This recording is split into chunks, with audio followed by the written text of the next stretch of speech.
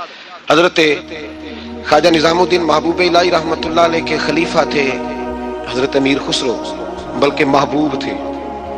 کبھی کبھی خلیفے اور محبوب میں بھی فرق ہوتا ہے، بلکہ محبوب تھے حضرت امیر خسرو رحمۃ اللہ علیہ۔ تو بادشاہ کے وزیر تھے، تو بادشاہ نے کہا ایک دفعہ کہ میرے لیے دعا تو کراؤ، دلی کے حالات ذرا خراب ہے۔ تو کہنے لگے میں نے کبھی نہیں کہا دعا کے لیے، میں نہیں سفارش کرتا، آپ خود کسی کو بھیج دیں۔ نے مجبور کیا تو کسی اور آدمی نے کہا حضور انہوں نے کئی دفعہ خواجہ امیر خسرو سے دعا کے لیے کہا ہے بادشاہ نے، تو یہ آپ کو کہتے نہیں، تو آپ دعا کر دیں گا۔ حضرت خواجہ نظام الدین صاحب کہنے لگے بادشاہ سے کہو میں نہیں تیرے لیے دعا کرتا، دعا کرانی ہے تو حضرت ابو علی قلندر کے پاس پانی پت جائے، وہ دعا کریں گے تو حالات صحیح ہو جائیں گے دلی کے۔ حضرت امیر خسرو نے جا کے بتا دیا کہ وہ کہتے ہیں وہاں سے دعا کراؤ، ادھر سے۔ کہنے لگے پھر تو نہیں جانا ہے؟ تو حضرت امیر خسرو کہنے لگے جی مجھے کسی اور کا رستہ آتا ہی نہیں، میں نے نہیں جانا۔ کہنے لگے اگر میں حکم کرا دوں تو کہا حکم کا میں پابند ہوں۔ حکم ہو گیا حضرت خواجہ نظام الدین صاحب کی طرف سے کہ جاؤ پانی پت۔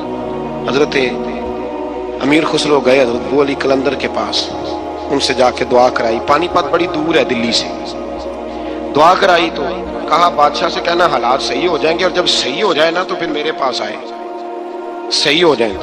دعا کی تو اگلے دن ہی معاملات بہتر ہونے لگے۔ ایک ہفتے میں سب چیزیں بادشاہ کے کنٹرول میں آ گئیں، گھوڑے پہ بیٹھا، مٹھائی لی، پھل لیے، پانی پت گیا، حضرت سے جا کے کہا حضور میں حاضر ہوں، کیا بتانا تھا آپ نے؟ آپ فرمانے لگے تو نے دعا کے لیے خواجہ نظام الدین صاحب سے کہا تھا، تو انہوں نے کیا کہا؟ کہ جناب انہوں نے کہا آپ سے دعا کرائیں۔ فرمانے لگے میں دعا کروں جو ہر جمعرات خود خواجہ نظام الدین صاحب سے دعا کرانے جاتا ہوں، ہر جمعرات جاتا ہوں دلی اور ان سے دعا کرا کے آتا ہوں۔ تجھے پتہ ہے یہاں کیوں بلایا ہے؟ یہ بتانے کے لیے کہ تیرے حالات خراب کیوں ہوتے ہیں۔ کہا حضور کیوں ہوتے ہیں؟ فرمانے لگے تیرے حالات اس لیے خراب ہوتے ہیں کہ تو حضرت خواجہ نظام الدین صاحب کی قدر نہیں کرتا، ان کی قدر شروع کر دے، میرا وعدہ ہے تیرے حالات صحیح ہو جائیں گے۔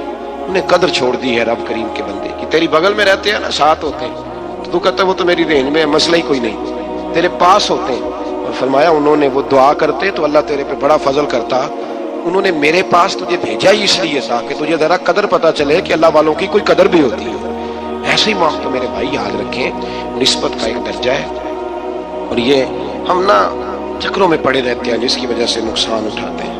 اپنے آپ کو سمیٹ کے رکھیں، نظر پر، زبان پر، سوچ کو پابند رکھیں، اور سیدھا سیدھا خیر لینے کا ارادہ بندہ کر لیتا ہے تو پھر اللہ اس کے لیے اسباب بھی پیدا کر دیتا ہے۔ چشت میں جس بزرگ نے اپنے زمانے میں بڑا عروج پایا ان کا نام خواجہ قطب الدین بختیار کاکی ہے۔ سب بولیے رحمت اللہ تعالی علیہ۔ خواجہ قطب الدین یہ شہزادے تھے اور مرید ہوئے تو خواجہ معین الدین صاحب کے ساتھ ہی آ گئے دلی میں۔ خواجہ معین الدین صاحب کی بھی کیا بات، عطائے رسول ہند الولی، اور ان کے مرید تھے بابا فرید الدین گنج شکر رحمت اللہ علیہ۔ اور مجھے اللہ جانتا ہے مجھے عشق کی حد تک پیار ہے بابا فرید صاحب سے، بڑا میرا درد ان کے ساتھ محبت، اور میں جتنا اس صوفی کو پڑھتا ہوں کم ہی لوگوں کو میں نے پڑھا ہے۔ حضرت بابا فرید کے پیر اور خواجہ معین الدین صاحب کے خلیفہ، کیا نام ہے؟ خواجہ قطب الدین۔ مکتب میں پڑھنے گئے نا پہلے دن، 4 سال کی عمر تھی، تو قاری صاحب نے الف با تا سا پڑھایا تو انہوں نے 15 سپارے قرآن پاک کے سنا دیے۔ تو کہنے لگے بیٹا تجھے کیسے آئے؟ کہنے لگے میری اماں 15 سپاروں کی حافظ ہے، وہ سارا دن قرآن پڑھتی رہتی تھی، مجھے سن سن کے یاد ہو گیا ہے۔ یہ بالا نبالا یاد ہو سکتی ہے نہیں تو قرآن پاک بھی یاد، اللہ خیر کرے، شرط یہ ہے کہ ہم گھر میں قرآن پڑھیں، بچوں کو سن سن کے بھی یاد ہو ہی جاتا ہے۔ خواجہ قطب الدین اتنا عروج پایا اس شیخ کامل نے کہ وقت کا بادشاہ بھی مرید ہو گیا۔ سلطان شمس الدین التمش مرید تھا، دلی کا بادشاہ بھی مرید تھا، اجمیر کا بادشاہ خواجہ معین الدین صاحب کا مرید نہیں ہوا، نہ پاک پتن کا بادشاہ بابا فرید کا مرید ہوا، لیکن خواجہ قطب صاحب کو اللہ نے یہ عظمت بھی دی، یہ شان ہے نا۔ اگرچہ صدقہ سارا خواجہ معین الدین کے قدموں کا ہی تھا، لیکن دلی کا بادشاہ مرید ہوا، اور اتنا اعلیٰ مرید ہوا کہ جب خواجہ قطب الدین صاحب کا وصال ہوا تو 3 شرطیں لگائی تھی۔ فرمایا میرا جنازہ وہ پڑھائے، جب سے توبہ کیا پھر اس کا سینے بد حرام کے لیے نہ کھلا ہو، اور جب سے توبہ کیا پھر لقمہ حرام اس کے گلے سے نہ گزرا ہو، اور جب سے توبہ کیا پھر کبھی نماز تہجد بھی قضا۔ بڑے بڑے صوفی میری طرح کے گردن جھکا کے کھڑے ہو گئے۔ 7ویں صف سے دلی کا بادشاہ نکل آیا، کہنے لگا پیرا ساری زندگی میں نے پردہ داری سے عبادت کی تھی، تو جاتی رفع مجھے بے نقاب کر گیا ہے۔ اتنا بڑا انہوں نے شخص تیار. اور حال یہ تھا لوگ کہتے ہیں کہ فلانا آدمی امیر آدمی ہے تو حضرت صاحب کا تعلق پیر صاحب کا تعلق زیادہ ہے, تو اس کی عمارت نہ دیکھ, کبھی کبھی اس کی پرہیزگاری بھی دیکھ, اس کی خدمت گزاری بھی دیکھ. خواجہ قطب الدین صاحب پہ بھی الزام لگتے رہے. ایک الزام یہ بھی لگا کہ قریب چلے گئے. ہوا کیا, جب بادشاہ مرید ہوا تو کہنے لگا حضرت جی میں نے بادشاہی نہیں کرنی, میں نے اب خانقاہ میں رہنا ہے. تو فرمایا بیٹا تو چھوڑ دے گا تو کوئی ظالم بیٹھ جائے گا. حضور پھر کیا حکم ہے؟ فرمانے لگے تو نے کرنی ہے. تو کہا حضور آپ وہ کہاں ہوتے ہیں, میں کہاں ہوتا ہوں, ڈیلی نہیں لگتا. تو آپ فرمانے لگے میں ڈیرا اٹھا کے تیرے قریب لے آتا ہوں. خواجہ صاحب 1 کلومیٹر کے فاصلے پر ڈیرا اٹھا کے لے آئے. فرمانے لگے میں تیری تربیت کرتا رہوں گا, تو مخلوق کا بھلا کرتے رہنا. صلی اللہ علیہ, تو حضور کی امت کا اللہ ہوا وہ قریب. اس وقت بھی لوگوں نے بڑی باتیں کی کہ دیکھو جی بادشاہ تھا نا تو پیر صاحب بھی نیڑے آ گئے. لوگ دیکھتے نہیں یہ اصل بات کیا ہے. خیر وقت گزر گیا, بادشاہی مرید ہو گیا, تو پھر دلی سارے میں اسلام اتنا عدل انصاف, ہندوؤں کو بات پسند نہ آئی. انہوں نے کچھ مسلمان خرید لیے. سلطان شمس الدین تمش بیٹھا ہے دربار میں, جا رہے ہیں نا آپ لوگ, سب کہیے صلی اللہ علیہ. بڑی غور سے سننے والی بات. ایک دن سلطان شمس الدین تمش دربار میں بیٹھا ہے, قاضی عدالت بھی بیٹھے ہیں, مقدمات سنے جا رہے ہیں. باہر سے رونے کی آواز آنے لگی, چیخنے چلانے کی. بی بی بیان کر رہی, کیا ہو گیا کیا ہو گیا. کوٹال لگے ہوتے تھے بادشاہوں کے, وہ بجنے لگے, زور ہونے لگا. بادشاہ نے کہا اس فریادی کو جلدی بلاؤ. وہ اندر عورت آئی تو چیخ چیخ کے رو رو کے اس نے اپنے کپڑے پھاڑ پھاڑ کے برا حال, 2 مہینے کا بچہ. لوگ اس کی آہو زاری پر اس کی طرف متوجہ. بی بی کیا ہوا, پانی پلاؤ بٹھاؤ, یہ کیا ہو گیا. کہنے لگی لٹ گئی, عزت برباد ہو گئی, تباہ کر دی گئی. تمہیں کیا ہوا؟ کہنے لگی بادشاہ ایک شخص میرا غیر شرعی خامن بنا, پھر مجھے حمل ہوا, پھر میری گود میں یہ بچہ ہے 2 مہینے کا. اب گئی ہوں تو وہ کہتا ہے کہ میرا تو تیرے سے تعلق ہی کوئی نہیں. بادشاہ کہنے لگے یہ سلطان شمس الدین تمش کی جگہ ہے, اور میں نے رسول اللہ صلی اللہ علیہ وسلم کے دین کے مطابق حکومت استوار کی ہے. کون ہے جو تیرے ساتھ, ابھی گردن نہ کاٹ دوں گا, بات کر کون ہے. کہنے لگی تو کچھ بھی نہیں کرے گا, کوئی کچھ نہیں کر سکتا. لوگ کلمے چھوڑ کے بیٹھ گئے, توجہ ادھر ہو گئی. پراپوگنڈے بڑا اثر کرتے ہیں معاشرے پہ. رنگ ایسا عجیب ہے, انداز ایسا عجیب ہے, پر میں بات تو کر. اس عورت کی آواز گونجی تو حالات ہی خراب ہو گئے. کہنے لگی بادشاہ حوصلہ پیدا کر سننے کا, کیا تو بات کر. کہنے لگی میرے گود میں جو بچہ ہے یہ قطب الدین بختیار کاکی کا ہے, یہ تیرے پیر کی ناجائز اولاد ہے. اٹھاؤ, پروفیسر سلیم چشتی نے پی ایچ ڈی کی ہے, وہ لکھ رہے ہیں اس واقعے میں. تیرے پیر کا ناجائز بچہ ہے. ہاتھ کانپنے لگے بادشاہ کے. کہنے لگے یا اللہ کبھی تو قیامت برپا کر دے تو معاملہ ٹھیک ہو جائے, میں تیری زبان کھینچ دوں گا تیری گر. تو نے بات کیسے کی؟ کہنے لگی میں نے کہا تھا نا تیرے اندر حوصلہ نہیں, میری عزت آر پار ہو گئی اور تو پیر بچا رہا ہے. اللہ اکبر. سلطان شمس الدین تمش آسمان کی طرف دیکھ کے کہنے لگے مولا مجھ مجرم کو جس کی برکت سے اٹھا کے تو نے مسجد میں پہنچایا, آج مجھے تو نے کس امتحان میں ڈال دیا. یہ کیا رنگ تو نے زندگی کا بنایا ہے. کہنے لگی بلا اسے, اڑا گردن. اللہ اکبر. خواجہ قطب الدین بختیار کاکی, ذرا اس جگہ پہ اپنے آپ کو کھڑا کر کے دیکھ میرے دوست. جو شخص دلی کے بازار میں نکلے تو دکانیں بند ہو جائیں, عورتیں گھروں میں گھس جائیں, جس کے نام پر چرچے ہوں دین کے, وہ شخص لاٹھی ٹکاتا ٹکاتا اس منانے آسان ہے, ڈول ڈمکے کر کے گھروں کو جانا آسان ہے, پر ذرا ان کی راہوں کا مسافر تو بن, انہوں نے انداز کیا اختیار کیا. حضرت خواجہ قطب الدین بختیار کاکی, خبر پھیل گئی. اتنی شہرت پاکیزگی کی نہیں ہوئی تھی جتنی اس جرم کی ہوئی. لاٹھی ٹکاتے ٹکاتے جب پہنچے نا بادشاہ کے دربار میں, بادشاہ اٹھنے لگا, قاضی اٹھنے لگا, لوگ اٹھنے لگے, تو قطب الدین بختیار کاکی کی آنکھوں میں آنسو آئے. مانے لگے بیٹو بیٹھ جاؤ, آج میں پیر بن کے نہیں آیا, میں مجرم بن کے آیا. اور کہا میرے مالک کا انصاف بھی دیکھو, دلی کا پیر آج دلی کی عدالت میں اپنے نا کردہ جرم کی صفائی دینے آیا. بڑی لاٹھی پہ ٹیک لگائی. دلی کی گلیاں بھی روتی ہیں کہ یہ کیا رنگ, اللہ یہ تیرا کیا رنگ ہے. یہ تو میں گڈی تے ہاتھ ڈور سجن دے, او جنج رکھے اونج رہنا, واجب نہیں جے وچ شریعت, مندا خصم نو کہنا اے تن میرا کنگھی ہوے. میں زلف سجن دی واواں, اوش میرے دی جتی بن جائے, میں یار دی قدمی آواں. مارو مارو مینوں مار مکاؤ, کوئی یوزر نہ پیش لے آواں, جے سونا ہی میرے دکھ وچ راضی, جے سونا ہی میرے دکھ وچ راضی, تے میں سکھ نو چلے ڈاواں.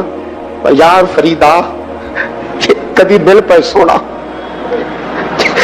यार फरीदा निकल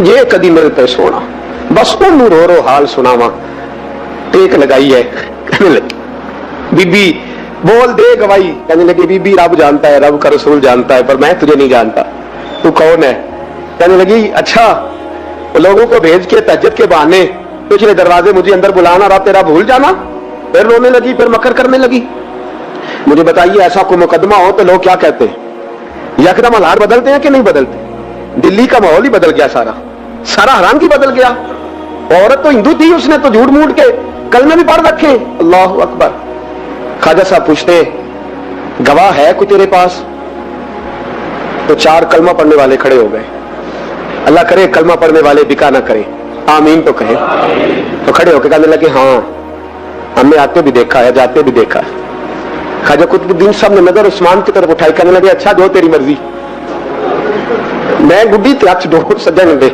तो जिंज रखे उंज रहना है वाजिब नहीं विच शरीयत मंदा कसम नू कहना कहने लगे सुल्तान यार एक रात की मोहलत नहीं दे देता मैं सवेरे सुल्तान भी रो पड़ा कि पीर साहब मैं नौकर और मैं मोलते अच्छा हुजूर जैसे मर्जी बाहर निकले खादिम कहने लगा हुजूर सवारी पे बैठ जाए तो मानने लगे नहीं यार आज पैदल जाना है इस दिल्ली के चौकों ने मुझे बड़ी सलामियां दी है जरा मैं देखूं तो सही दिल्ली के बाजार मेरी रुसवाई पे क्या कहते हैं मुझे जरा ये पत्थर भी खाने दे इनका जायका भी पैदल गए दुनिया सो गई तो दिल्ली के बादशाह ने अजमेर की तरफ मुंह किया ख्वाजा मोइनुद्दीन हयात थे बेखबर हो जो गुलामों से वो आका क्या है बेखबर हो जो गुलामों से वो मुंह किया कहने लगे मोइनुद्दीन मैं कोई लवारस हो रही ना मैं कोई लवारस हूं यहाँ जो मेरे साथ मर्जी हो जाए तेरी मजबूरियां दुरुस्त मगर तेरा वादा था साथ देने का वक्त आया है मैं कोई लवारस नहीं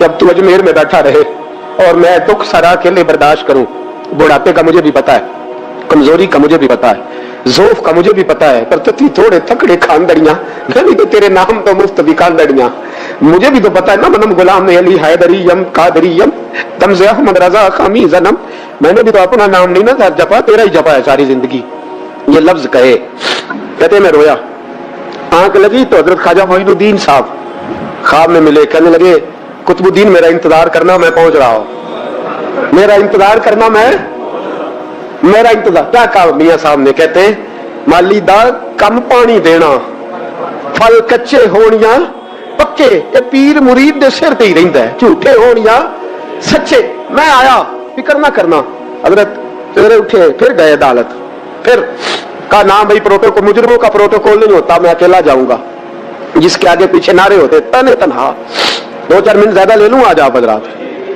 कहते मैं पहुंचा अदालत और जाके जब कहा ना कि हाँ जी हुजूर बताइए गवाह भी खिलाफ है मुकदमे बोले तो कहने लगे मुझे मेरे शेख ने हुक्म दिया है कि मेरा इंतजार करना फिर वो जो बातें करने वाले थे कहने लगे जी कौन गया था अजमेर कौन आया वहां से हमें रूहानी बातें ना बताई जाए यहां से तो एक दिन में पहुंचा नहीं जा सकता ट्रेन भी 36 घंटे लेती है दिल्ली से जाने में तो कहा यह कैसे हो सकता है कोई रात को रात आपको खबर हो गई आप केस को लंबा ना करें बादशाह मुरीद है लगता है कि ये रातों रात भगा देगा पीर को इतनी बातें ख्वाजा साहब ने सुनी जब बेगुनाह आदमी को ये बातें सुननी पड़ती हैं फिर दिल बड़ा टूटता है फिर बड़ी तकलीफ होती है हजरत कहने लगे यारो तुम्हारी मर्जी शमसुद्दीन तमश की आवाज गूंजी फरमाया जैसे इन्होंने कहा वैसे किया जाएगा 3 दिन के लिए अदालत बर्खास्त कर दी जाती है चिन गोइयां होने लगी फबतियां कसी जाने लगी तीसरे दिन शाम का वादा था चौथे दिन अदालत जाना था कुतुबुद्दीन बख्तियार काकी के पास लोग आके अफसोस करते तो आप बोलते नहीं यहां तो लोग सफाइयां देते बोलते नहीं फरमाते यार मैं गुडी ते हाथ डोर सजन दे वो जिंज रखे मैं उंज ही रहना है जैसे उसकी मर्जी वैसे जेड़ियां गुडियां आप पे उडियां हो ना चढ़न ऊंचाइयां वही गुडियां उच्चियां उडियां जेड़ियां साइयां आप चढ़ाइयां फरमाया ठीक है जैसे वो रखे मैं राजी हूं अल्लाह अकबर तीसरे दिन की मगरब का वादा था जब मगरब का सूरज डूब गया ना बड़े काफिले अजमेर से आए पर मोइनुद्दीन ना आया वादा किया तैयार में आऊंगा दिन ढले वो ख्वाजा गुलाम फरीद साहब रहमतुल्लाह तआला अलैह फरमाया करते थे ना कब्बा खाने लगा आंखें तो कहने लगे कागा ये तन सारा ही खाइयो मेरा चुन चुन खाइयो मांस मेरे 2 नैन ना खाइयो मैनू पिया मिलन दी आस। मैं कहा सारा खाजा आंखें छोड़ दे। उसने कहा था मैं आऊंगा, इंतजार लंबा हो गया है पर मेरी उम्मीद तो नहीं ना टूटी। मगरिब की अजान हुई तो लोग कहने लगे लो जी अब बस हो गई। खाजा कुतुबुद्दीन साहब ने अल्लाह अकबर कह के मगरिब की जमात जब मैदान में खड़ी की तो अपनी भी चीख निकल गई, आई नहीं। लेकिन जब नमाज का सलाम फेरा तो ख्वाजा मोइनुद्दीन साहब की 2 रकअतें अभी बाकी थी। ख्वाजा साहब पीछे नमाज पढ़ रहे हैं, सलाम फेरा और नमाज के बाद जब उठे ना तो ख्वाजा साहब के सीने के से सीना लगा। तो कहा हज़रत जी मैं शहजादा था, आपने कहा था खुश्क रोटी खाना तो मैंने खुश्क खाई है, आपने कहा था फाके करना तो मैंने किए हैं, आपने कहा वतन वापस नहीं जाना तो मैं नहीं गया। हुजूर इस इम्तिहान का आपने बताया ही नहीं था कि मुझे बता जाते, अब इस सफेद दाढ़ी से मैं जवाब देता फिरूं। ख्वाजा मोइनुद्दीन साहब ने झिड़का पीते हट, तू ज्यादा इज्जत वाला है कि यूसुफ ज्यादा इज्जत वाला था? तू ज्यादा मकाम वाला है कि आयशा ज्यादा मकाम वाली थी? चुप कर, ये कोई सूफिया का तरीका है? चुप कर। अर्ज़ की हुजूर गलती हो गई, मैं पहले नहीं रोया, तू मिला है तो रोया हो, मैं पहले नहीं तड़पा, मैंने शिकवा नहीं, तू मिला है, अपने ही को मिले तो दुख याद आते हैं ना। तो मैं चुप कर, क्या सुल्तान से कह दे सवेरे नमाज के बाद अदालत लगा दे। सवेरे जब अदालत लगी ना तो ख्वाजा मोइनुद्दीन साहब बाजू पकड़ा ख्वाजा कुतुब साहब का, निकले तो देखा लाइनें लगी हैं, मजमा लगा है, आंखों में आंसू आ गए। तो हुजूर आप क्यों रोते हैं? फरमाया मेरा दिल था लोग मेरे कुतुब की शान देखने आए, ये कितने बदबख्त है, मेरे कुतुब की रुसवाई देखने आए, कितने नालायक है, रुसवाई देखने इतने आए हैं, शान देखने आते ही नहीं। अल्लाह अकबर। जब मैदान लगा ख्वाजा साहब पहुंचे, औरत तो कहने लगी अल्लाह से डर जा, वक्त थोड़ा है, तू मर जाएगी। कहने लगी मुझे दास्ताने ना सुनाए।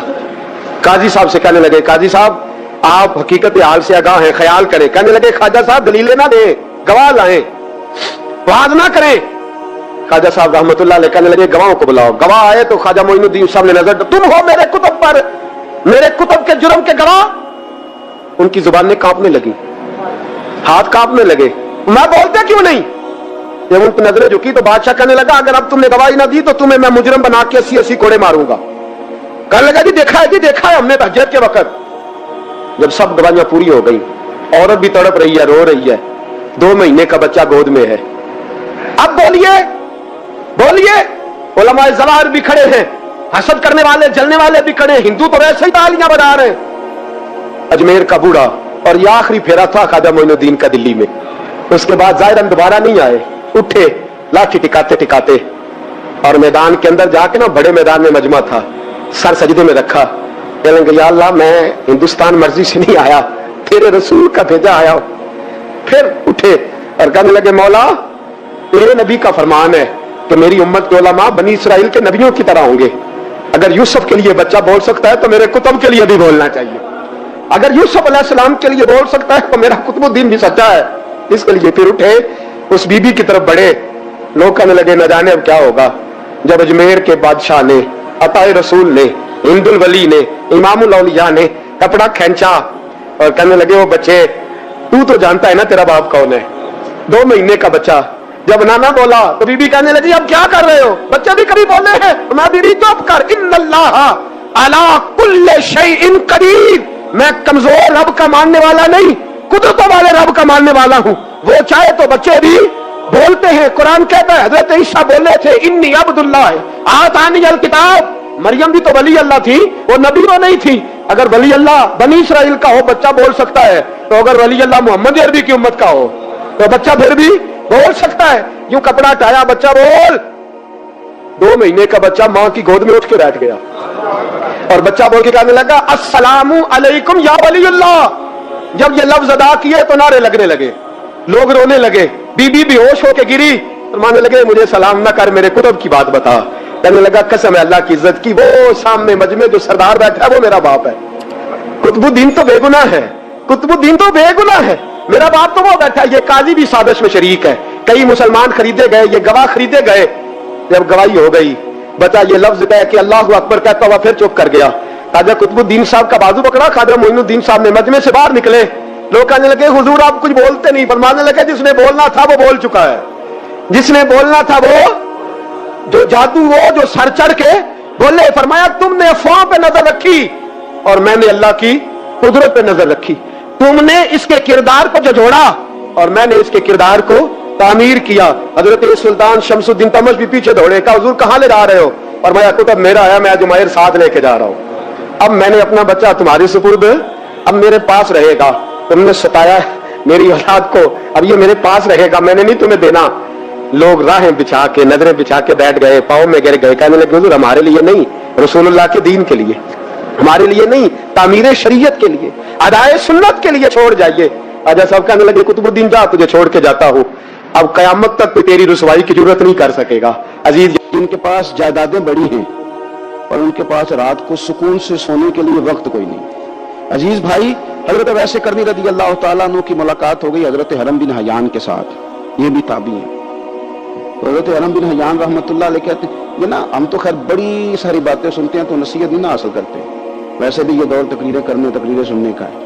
جو عمل کرنے والے لوگ تھے ان کا کیا طریقہ تھا کہ وہ دیکھ دو جملہ کافی تھا، علم و بس کری ہو یار، وہ ایک کوئی حرف تے نہیں درکار، جملہ ایک بھی تیرے لیے کافی ہے، لیکن شرط یہ ہے کہ تو عمل کا ارادہ رکھتا ہو، تیرا خیال ہو کہ عمل کرنا ہے۔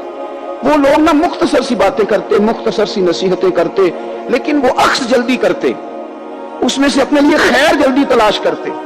حضرت حرم بن حیان کی ملاقات ہوئی حضرت اویس کرنی رضی اللہ تعالیٰ عنہ کے ساتھ، تو حضرت حرم بن حیان کہتے ہیں میں نے عرض کی حضور میں کسی ملک میں جا کے رہنا چاہتا ہوں، کہیں سکونت اختیار کرنا چاہتا ہوں، یہاں سے ہجرت کرنا چاہتا ہوں، تو مجھے کوئی آپ مشورہ دے میں کہاں جاؤں؟ تو فرماتے ہیں کہ میں نے جب یہ سوال کیا تو حضرت ویسے کرنی نے مجھے اشارہ دیا، فرمانے لگے ملک شام چلا جا۔ کہتے میں نے اگلا سوال کیا حضور وہاں جا کے کاروبار کیا کروں گا، رہوں گا کیسے، کھاؤں گا کہاں سے؟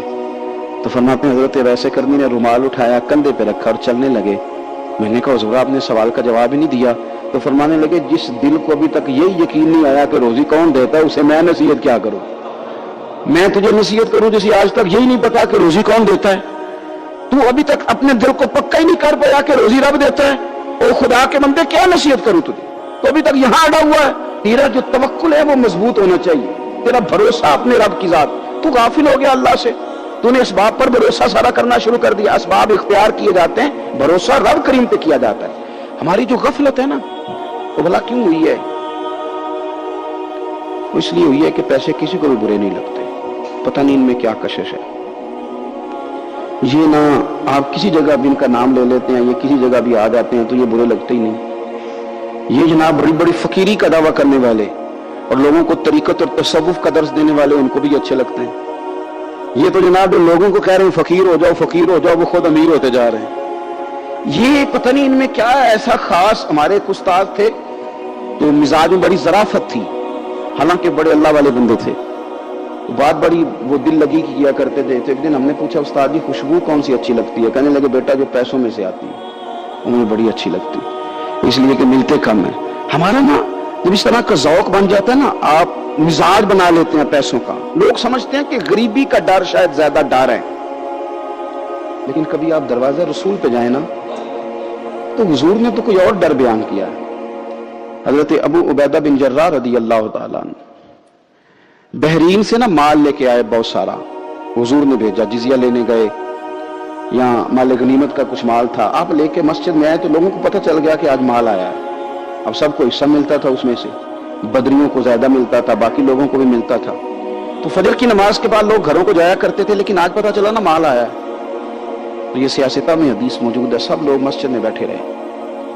حضور علیہ السلام نے فرمایا تمہیں پتہ چل گیا مال آیا ہے؟ عرض کی حضور ہاں۔ فرمایا تمہیں بانٹنے لگے ہیں، دینے لگے ہیں۔ ہم نہ غریبی سے ڈرتے ہیں، ہم اپنے بچوں کے لیے دعا کرتے ہیں ان پہ غربت نہ آئے، ہم اپنے بہن بھائیوں کے لیے دعا کرتے ہیں ان پہ غربت نہ آئے، کرنی چاہیے۔ لیکن ذرا اس حدیث کے مفہوم کو بھی دیکھیے گا، نبی پاک صلی اللہ تعالیٰ علیہ وآلہ وسلم نے فرمایا تمہیں دینے لگے ہیں، مال آ گیا ہے، لیکن میرے قریب نے اپنی امت کے لیے جس چیز کا ڈر محسوس کیا وہ کیا ہے؟ حضور کے دل میں کس چیز کا خدشہ تھا وہ کیا ہے بیان کیا؟ حضور فرمانے لگے لوگو مجھے تم پر غربت کا ڈر نہیں، یہ ڈر نہیں کہ تم غریب ہو جاؤ گے، بلکہ مجھے تو ڈر ہے کہ تم پر دولت پھیلا دی جائے گی، تم زیادہ مالدار ہو جاؤ گے۔ خوف غریبی کا نہیں، خوف تمہارے مال کا ہے۔ اور حضور فرماتے ہیں کہ پھر تم انہی باتوں میں مبتلا ہو جاؤ گے جن میں پرانی امتیں مبتلا ہوئی تھی، اور جب وہ اللہ کی نافرمانی میں مبتلا ہوئی تھی تو پھر وہ ہلاک کر دی گئی تھی۔ مجھے ڈر ہے، مجھے ڈر ہے۔ ہاں جہاں دولت آتی ہے وہاں سستی بھی آتی ہے، جہاں دولت آتی ہے وہاں معاذ اللہ عیاشی بھی آتی ہے۔ جہاں دولت زیادہ آ جاتی ہے وہاں پھر لوگ ہر چیز کو دولت میں تولنے لگتے ہیں. یہاں دولت زیادہ آتی ہے میرے بھائی، پھر لوگ سمجھتے ہیں کہ ہر چیز میں خرید لوں گا. پھر لوگوں کے ذہنوں کے اندر اس طرح کا فطور آتا ہے. حضور نے فرمایا مجھے ڈر ہے تمہارے دولت مند ہونے کا، ڈر ہے دولت مند ہونے کا. یارو اپنے پیسوں سے ڈرا کرو، اپنی جائیدادوں سے ڈرا کرو، اپنے مال سے ڈرا کرو. وہ ہم نے جو بڑے بڑے محلات تعمیر کرنے شروع کیے ان سے ڈرا کرو، اس لیے کہ حضور نے فرمایا مجھے ڈر ہے. حضرت ابو بکر صدیق رضی اللہ تعالیٰ عنہ تشریف فرما تھے. ہمارے نا بچے بہت زیادہ آسانی مانگتے ہیں. اقبال نے کہا لہو مجھ کو رلاتی ہے جوانوں کی تن آسانی. جب میں جوانوں کا مزاج دیکھتا ہوں نا کہ اتنے آرام پسند ہو گئے ہیں تو پھر میری آنکھوں سے لہو بہتا ہے. لہو مجھ کو رلاتی ہے جوانوں کی تن آسانی. ان کا وجود اتنا آسانی کا ماحول لینا چاہتا ہے، ذرا سی بھی کوئی تکلیف آپ دیکھ لیں، لائٹ بند ہو جائے تو مصیبت کھڑی ہو جاتی. کسی جگہ چند منٹ کے لیے آدھے گھنٹے کے لیے ٹریفک بند ہو جائے تو مثلاً کیا ہو جائے گا. لیکن یہ کہ طبیعتوں میں تلخی، اور جب وہ گاڑیاں آہستہ آہستہ چلتی ہیں تو ایک دوسرے سے آگے بڑھنے کی وہ شدت، وہ ہمارے مزاج میں ایک دوسرے کے بارے میں دل میں بڑے بڑے جملے. کیوں؟ اس لیے کہ ہماری طبیعت آسانی پسند ہے. ذرا سی بھی کوئی رکاوٹ ہم نہیں برداشت کرتے. تھوڑی دیر کے لیے ٹھہرنا پڑ جائے ہمارے لیے بڑا مشکل کام ہے. آپ ہمیں ہماری مرضی کے خلاف کوئی بات کر دیں تو ہمیں بگڑا ہوا سمجھیں. ہماری طبیعت میں وہ آسانی ہے. یہ آسانیاں انسان کو پھر بڑے بڑے کام نہیں کرنے دیتی، پھر انسان کمزور پڑ جاتا ہے. پھر وہ کوئی کسی انقلابی تحریک کا کبھی حصہ نہیں بن سکتا. اگر وہ بڑی صلاحیت بھی رکھتا ہو تو وہ زندگی میں کوئی کارنامہ سر انجام نہیں دے پاتا، کیونکہ طبیعت میں آسانی آ گئی. اس کا مزاج ہی نہیں. جس بندے کو گرمی زیادہ لگتی ہے وہ کیسے آگے بڑھے گا؟ یہ سیٹھوں کے بیٹے، مالداروں کے بیٹے، پیروں کے بیٹے، بڑے بڑے جناب مشائخ کے صاحبزادگان الا ماشاءاللہ آگے نہ بڑھنے کی وجہ کیا ہے؟ صرف یہ ہے کہ طبیعت کا تقاضا یہ ہے کہ ایک آدمی نے رومال پکڑا ہے، دوسرے نے جوتا پکڑا ہے، تیسرا گاڑی کھول رہا ہے. جب آپ اس قدر زیادہ ان کو آسانیوں میں مبتلا کر دیتے ہیں پھر ان کے لیے جہاد کرنا، میدان میں نکلنا ممکن ہے نہیں رہتا. وہ عادی نہیں ہوتے. امام حسن اور امام حسین رضی اللہ تعالی عنہما نے جہاد اس لیے کر لیا تھا، بچپن میں ہی 7-8 سال کی عمر تھی تو ماں 3 دن روزے رکھوایا کرتی تھی. وہ 3 دن روزے رکھتے تھے اور افطار کا وقت آتا تھا تو جو کچھ پکا ہوتا تھا وہ بھی اٹھا کے غریب اور مسکین کو دے دیا کرتے تھے. انہیں تو عادت تھی بچپن سے ہی. پھر اس لیے ایسا نہیں ہوتا کہ وہ کھانا نہیں پکا تو بچے نے موبائل توڑ دیا ہے. اس کی مرضی کا آج گھر کے اندر جو ہے وہ کھانے کا سامان موجود نہیں تھا تو اس نے ٹی وی توڑ دیا. اس طرح پھر نہیں ہوتا، پھر وہ گھر کا نقصان نہیں کرتا. ہمارے مزاج میں جو بے پناہ آسانی ہے، مرضی کا کھانا ہے، مرضی کا پہننا ہے. اب ہمارے کپڑے پرانے نہیں ہوتے، اب ڈیزائن بدل جاتا ہے. اب وہ کہاں چونکوں میں وہ لوگ بیٹھے ہیں جو جوتیاں گانٹھا کرتے تھے. اب کہاں وہ وقت گیا کہ جب توڑے میں ڈال کے سارے گھر کے جوتے لے جائے جاتے تھے اور ان کو گانٹھا جاتا تھا. شادی کا موقع اور خاندان کی شادی کا موقع، لیکن گھر کے سب لوگ جوتا پالش کروا کے ڈالتے تھے، نئے نہیں خریدتے. اب تو جوتے پہننے کا موقع ہی نہیں آتا، اتنے جوتے پڑے ہوئے. کون سا چھوڑا جائے، کون سا پہنا جائے. یہ تن آسانی ہے، یہ غفلت میں مبتلا کر دیتی ہے. یہ غفلت میں میرے رسول کریم صلی اللہ تعالی علیہ وسلم رات کو آرام کرنے کے لیے تشریف لے گئے تو حضرت بلال حبشی رضی اللہ تعالیٰ عنہ فرماتے ہیں کہ کسی صحابی نے نا آج موٹا گدا لا کے دیا. کہا حضور کی پشت اطہر پر نا میں موٹے بان کی چارپائی کے نشان دیکھتا ہوں تو یہ گدا آج میرے کریم کے نیچے بچھاؤ، یہ بستر آرام دے. حضرت بلال کہتا میرا بھی بڑے دنوں سے خیال تھا، میں نے وہ ڈبل کر کے نا بچھا دیا. حضور نے آرام کیا، میرے دل کو بڑی تسلی ہوئی. صبح محبوب تشریف لائے، فرمایا رات میرا بستر کس نے بچھایا تھا؟ عرض کی حضور میں نے بچھایا تھا. فرمایا اٹھا لو، آج کے بعد نہ بچھانا، مجھے تو نیند بڑی گہری آئی ہے، میرے کئی نفل رہ گئے. فرمایا میں تمہاری دنیا کے اندر آرام کرنے نہیں آیا، میں تو مسافر ہوں، اپنا وقت بتانے کے لیے آیا ہوں. تم نے یہ میرے لیے نیچے اتنا آرام دہ بستر کیوں بچھا دی؟ حضور سید عالم صلی اللہ علیہ وسلم کے کمر پر موٹے بان کی چارپائی کے نشان دے کر حضرت عمر جیسا بندہ رو پڑا جو مزاجن سخت مزاج ہے، اور عرض کی حضور یہ آپ کی کیا کیفیت ہے؟ کیسر و کسریٰ اللہ کے دشمن اتنی آسانیوں میں اور آپ اس حال میں. حضور نے فرمایا عمر تم یہ پسند نہیں کرتے کہ دنیا میں تھوڑی سی مشکل برداشت کریں اور آخرت کی ساری عزتیں اللہ ہمیں ہی عطا فرمائے؟ فرمایا میں تمہاری دنیا سے کچھ حاصل کرنے نہیں آیا. میرے عزیز یہ نا تن آسانی سے تھوڑا بچیں. غفلت کی بنیادی وجہ یہ ہے ہم نے اپنی مرضی کا کھانا ہے، اپنی مرضی کا. یعنی بہت ساری چیزیں ایسی ہیں جن کو ہم ناپسند کرتے ہیں. حالانکہ سیدہ عائشہ صدیقہ رضی اللہ تعالیٰ عنہ فرماتی ہیں کھانا پک جاتا تھا، کریم نے کبھی نہیں فرمایا مجھے ناپسند. کبھی طبیعت نہ چاہتی تو چھوڑ دیتے تھے، لیکن کبھی ہم نے عیب نکالتے نہیں دیکھا. بھائی تن آسانی ہمیں غافل کر رہی ہے. ہم سوتے ہی اس بستر میں جو سویرے آنکھ کھلنے نہیں دیتا. ہم نے اور ہی وہ والے بستر لیے ہیں، ہم نے کمرے اس طرح بند کیے ہیں کہ وہاں تو ہوا مشکل سے آتی، تو آواز کسی کی کیسے آئے گی. دادا آوازیں دیتے رہے فجر کا وقت ہو گیا، والد کہتے رہے، مؤذن نے روز اذان پڑھی. اور چونکہ ہم نے کمرہ ہی بڑا آرام دہ بنایا تھا، ہم نے قریب کوئی چیز آنے نہیں دی. یہ تھوڑے دن پہلے ہمارے شہر کا واقعہ، ایک صاحب نے ضلع گجرانوالہ کے ایک گاؤں میں ایک صاحب نے کیا کیا ہے، انہوں نے کہا کہ جناب میں تمہیں روز منع کرتا ہوں کہ اذان پڑھا کرو، بعد میں نعت نہ پڑھا کرو، سونا ہوتا ہے. اذان ہو گئی ختم ہو گئی، تم ایک نعت بھی سناتے ہو. اسی بات پر اس شخص کو باہر بلایا اور گولی مار دی، بندہ مار دیا. تو میری نیند میں خلل واقع کرتا ہے، تو وہ تو اب بھی نیند سو گیا ہے، تو کیا آپ ساری عمر جاگتے رہیں گے؟ آپ کو بھی سونا ہے، آپ کو بھی جانا ہے، قبر میں پہنچنا ہے. یہ غافلوں والی جو زندگی ہے نا، یہ تباہ کر دیتی ہے، تباہ. اور بہت سارے لوگ ایسے ہیں پھر ان پر پکی مہریں لگ جاتی ہیں، پھر وہ جاگنا بھی چاہیں تو آنکھ نہیں کھلتی، پھر اٹھنا بھی چاہیں تو بیداری نہیں ہوتی. اس لیے کہ سوتے کو جگانا آسان ہوتا ہے، جاگتے کو جگانا تھوڑا مشکل کام. حضرت ابو بکر صدیق رضی اللہ تعالیٰ عنہ امیر المومنین ہے. آپ نے کبھی آسانیاں دیکھی ہیں؟ گورنر کے گھر میں، وزیر اعلیٰ کے گھر میں، وزیروں کے گھروں میں کیا نظام ہے، کیا جناب دنیا ہی الگ ہے. کبھی سیٹھ نوابوں کے ہاں آپ دیکھیں کس طرح کا جناب ان کا رہن سہن ہے، بالکل دنیا ہی اور ہے. حضرت ابو بکر صدیق امیر المومنین ہے. پیاس لگی تو پانی مانگا، لوگوں نے شہد ملا کے پانی پیش کیا. پانی منہ کے قریب گیا تو جناب صدیق اکبر کے بغیر کسی اختیار کے چھم چھم آنسو بہے. اتنا روئے کہ لوگ کہتے ہمیں پتہ کوئی نہیں تھا بات کیا ہے. پر ابو بکر کا رونا دیکھ کے ہمارا بھی رونا نکل گیا. پتہ نہیں تھا ہوا کیا ہے، کس وجہ سے رو رہے یہ نہیں پتا تھا. ان کو روتے دیکھا تو ہم بھی رو پڑے.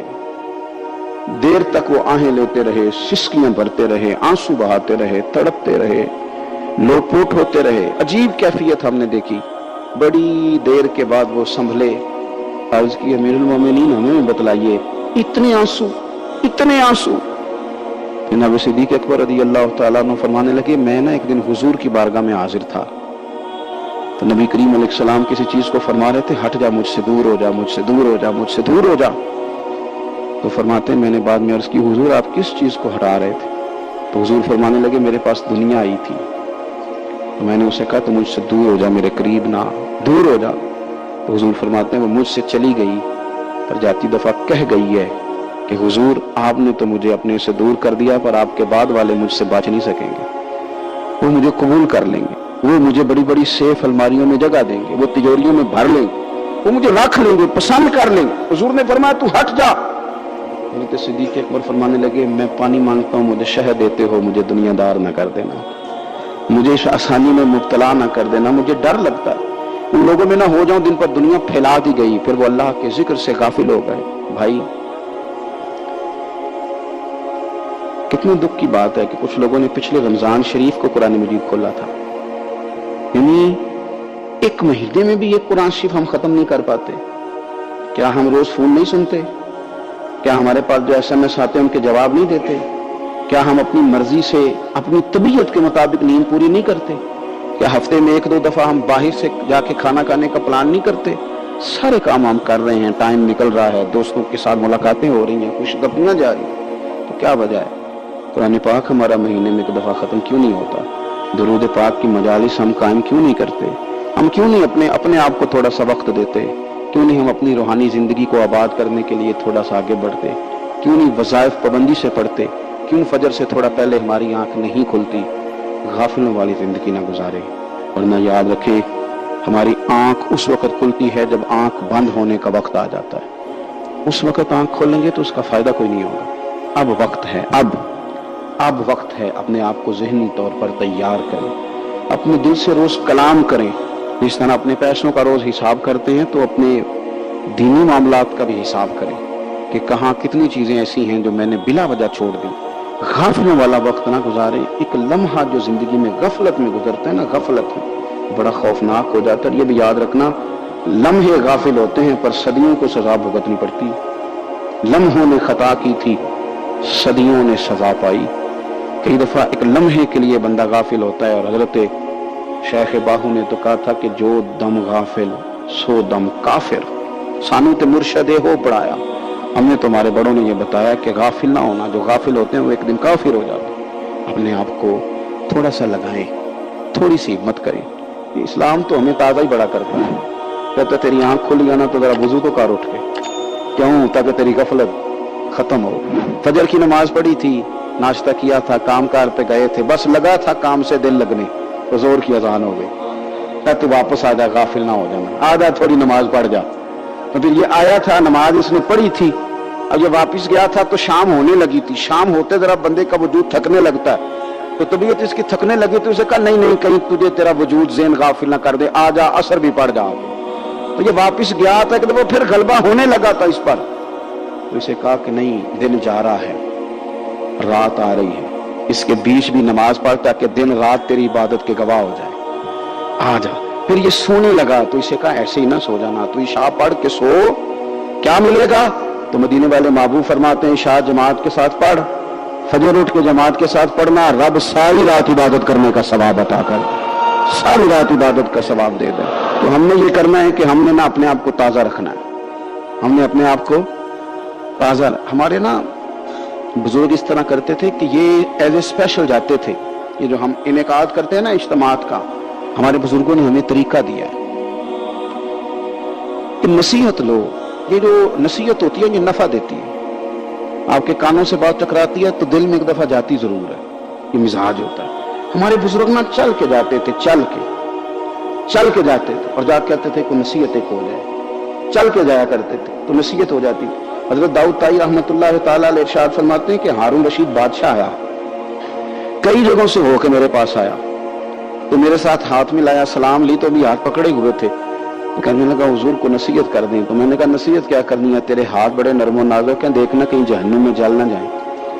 کہتے ہیں وہ نصیحت میں نے کی تھی، لیکن جب وہ میری نصیحت سن کے رویا نا تو اس کے رونے سے میں نے بھی رونا شروع کر دیا، تو میں نے اسے کہا نصیحت میں نے تجھے کی تھی، لیکن دیکھ اس نے میرے دل پہ کتنا اثر کیا ہے۔ نصیحت ہمیشہ یہ بھی غفلت سے جگائے گی، کوشش کریں کوئی بات سیکھیں، کسی سے کچھ سنیں، کوئی خیر کا جملہ لیں، تاکہ دل جو ہے نا وہ مردہ۔ حضرت سیری سختی رحمۃ اللہ علیہ درخت کے نیچے بیٹھے تھے، تو درخت سے کہنے لگے کئی دن ہو گئے ہیں کوئی نصیحت نہیں کسی نے کی، تو چل تو ہی کر دے کوئی، میرا دل سخت ہو گیا۔ تو اللہ نے درخت کو زبان دی، وہ بولنے لگا، کہنے لگا میری طرح کے بن جائیں، خود دھوپ میں جلتا ہوں، لوگوں کو چھاؤں دیتا ہوں، لوگ روڑے مارتے ہیں اور میں انہیں پھل دیتا ہوں۔ تو حضرت فرمانے لگے تیری بات نے میرے اوپر بڑا اثر کیا، ایک سوال نہ پوچھ لوں؟ کہنے لگا پوچھ لیں۔ تو فرمانے لگے تو اتنا ہی اچھا ہے تو تیرا انجام کیوں نہیں اچھا؟ جب تو خشک ہو جاتا ہے تجھے جلا ہی دیا جاتا ہے۔ اصل تو یہ نا کہ انجام بندے کا ٹھیک ہو، آخرت اس کا انجام ٹھیک ہو، تجھے جلا دیا جاتا ہے۔ تو کہتا ہے درخت کہنے لگا حضور آپ نے تو مجھے کہا تھا نصیحت کرنے کا، اب آپ نے مجھے شروع کر دی ہے، اور میری نبض پہ آپ نے ہاتھ رکھ لیا، بڑا اچھا کیا مجھے آپ نصیحت کر رہے ہیں۔ کہنے لگا حضور میرے اندر بڑی خوبیاں ہیں پر ایک خامی ہے، جس وجہ سے میرا انجام ٹھیک نہیں ہوتا، میرے پاس استقامت کوئی نہیں، ادھر کی ہوا ہوتی ہے میں بھی ادھر کا ہی ہو جاتا ہوں، اگر کہیں استقامت ہوتی تو پھر میرا یہ انجام نہ ہوتا۔ جو جماعت صوفیاء کی تھی، اہل اللہ، اللہ کے بندے تھے، وہ ہمیشہ معتدل رہے، معتدل رہے۔ وہ لوگ اپنی ذاتی ضروریات کو حدود میں رکھتے تھے، انہوں نے کبھی بھی کسی بھی موقع پر کسی بھی جگہ کسی کے آگے ہاتھ نہیں پھیلایا، خودداری کا بھی وہ لحاظ کرتے تھے۔ تو اہل اللہ کے ہاں افراط و تفریط نہیں ہوتی، درمیانہ رستہ ہوتا ہے۔ ہمارے زمانے میں ایک وہ گروپ ہے جو سرے سے طریقت کی، محبت کی، خلوص کی، وفا کی باتوں کا قائل ہی نہیں، ایک وہ ہے جو قائل ہے تو نرا قائل ہے۔ افراط تفریط سے نکل کر درمیانہ رستہ اختیار کیا جائے۔ ایک لفظ ہے نسبت، کچھ لوگ سارا کچھ چھوڑ چھاڑ کے خالی نسبت کے قائل ہو گئے، وہ بھی غلط ہے۔ اور کچھ لوگوں نے کہا کہ سیدھا سیدھا نماز پڑھیں گے، روزہ رکھیں گے، نسبت کی ضرورت ہی نہیں، وہ بھی اپنی جگہ پہ درست نہیں کہہ رہے۔ نسبت کی فضیلت ہے، قرآن مجید فرقان حمید 15واں پارہ اس کا آخری حصہ 16ویں پارے کا ابتدائی حصہ ایک بڑا مشہور واقعہ ہے جناب خضر علیہ السلام اور حضرت موسیٰ علیہ السلام کا، بڑا معروف ہے۔ کسی وقت میں چاہتا ہوں کہ وہ سارا واقعہ تفصیل سے عرض کروں اور اسی طرح کی کسی نشست میں، خاص لوگوں کی نشست میں وہ بات بھی عرض کروں گا، لیکن ایک بات ان میں سے یہ تھی کہ حضرت خضر علیہ السلام نے جناب موسیٰ علیہ السلام سے کہا تھا کہ آپ میرے ساتھ صبر نہیں کر سکیں گے، جو میں کر رہا ہوں گا آپ نے اس طرح کرنا ہے کہ مانتے جانا ہے، تبصرہ نہیں کرنا، اور یہی بڑا مشکل کام ہے، صرف مانتے جانا یہ مشکل کام ہے۔ ایک جگہ ایسی آئی کہ جہاں گاؤں تھا، حضرت موسیٰ اور جناب خضر علیہ السلام پہنچے تو بستی کے لوگوں نے نہ پانی پوچھا، نہ کھانا دیا، نہ بیٹھنے کو چارپائی دی، لیکن حضرت خضر صبح سے شروع ہوئے اور شام تک ایک دیوار بناتے رہے۔ دیوار گر رہی تھی، اس کو سیدھا کیا، بنایا، اور جب دیوار کو بنا لیا تو حضرت موسیٰ علیہ السلام کہنے لگے، اتنے خشک لوگ تھے کہ انہوں نے پانی تک نہیں پوچھا، تو آپ سارا دن کام کرتے رہے، کیا وجہ تھی؟ تو آپ نے فرمایا تمہیں کہا تھا نا تم صبر نہیں کر سکتے، تم نہیں صبر کر سکتے، تو فرمایا پھر بتا دیں۔ حضرت موسیٰ علیہ السلام کے سوال پر جناب خضر نے یہ جواب دیا کہ اس دیوار کے نیچے 2 یتیم بچوں کا خزانہ ہے، اگر دیوار گر جاتی، خزانہ ظاہر ہو جاتا تو لوگ وہ خزانہ اٹھا کے لے جاتے، اس لیے بنائی ہے۔ تو کہا کہ بچے ابھی تو انہوں نے کوئی نیک عمل نہیں کیا، تو یہ جو اللہ کا فضل ہو رہا ہے کس وجہ سے ہو رہا ہے؟ تو قرآن کے 2 جملے ہیں، کہا وَكَانَ أَبُوهُمَا صَالِحًا، یہ ان پر فضل اس لیے ہو رہا ہے کہ ان کا باپ نیک آدمی تھا۔ وَكَانَ أَبُوهُمَا صَالِحًا، ان کا باپ وَكَانَ أَبُوهُمَا صَالِحًا، باپ ان کا نیک تھا۔ قاضی ثناء اللہ صاحب پانی پتی رحمۃ اللہ علیہ فرماتے ہیں وہ ڈائریکٹ باپ نہیں تھا، دادا بھی نہیں تھا، پردادا بھی نہیں تھا، وہ 7ویں نسل میں جا کے نیک تھا۔ تو نسبت کی ایک بہار تو ہوئی نا، ایک بہار تو ہوئی، اس کا ایک اثر تو ہوا نا کہ 7ویں نسل تک کسی نیک آدمی کی اولاد پہ اللہ رحم فرماتا ہے۔ اب ایک آدمی ہے وہ کہتا ہے میں نماز بھی نہیں پڑھنی، روزہ بھی نہیں رکھنا، داڑھی بھی نہیں رکھنی، لیکن میں ہوں پیر صاحب کا بیٹا، تو قرآن کہتا ہے وَكَانَ أَبُوهُمَا صَالِحًا، لہذا وہ سارے میرے ہاتھ چومو۔ ایک بات، صرف ایک بات اس کو ذہن میں رکھیں، وہ اپنے شیخ کا، اپنے باپ کے مشن کا مخالف نہ ہو، مخالف نہ ہو، شریعت کی حد توڑنے والا نہ ہو، باقی اگر اس کے اعمال میں کوئی کمی بھی ہوگی تو ہمیں اس کی عزت کرنے کا حکم ہے، ہمیں اس کی عزت کرنے کا۔ حضرت سیدنا نوح علیہ السلام کا بیٹا جناب نوح کے مشن کا مخالف تھا، وہ انکار کرتا تھا حضرت نوح علیہ السلام کا، تو قرآن مجید نے کہا کہ نوح یہ تیرا بیٹا ہی نہیں۔ تو ایسے آدمی کی عزت کرنا ہمارے لیے بہتر، یہ افراط و تفریط ہے۔ کچھ لوگ کہتے ہیں جی پیر صاحب کا بیٹا ہوگا تو گھر ہوگا، اگر اس کے اندر زیادہ خوبی پائی جاتی ہے تو ہم اپنے شیخ کی وجہ سے، اپنے استاد کی وجہ سے، کیونکہ نسبتوں سے نسبتیں ہوتی ہیں نا، نسبتوں سے نبی پاک صلی اللہ علیہ وسلم نے فرمایا تیری ساس اور تیرا سسر تیرے ماں باپ ہیں، کس کی وجہ سے؟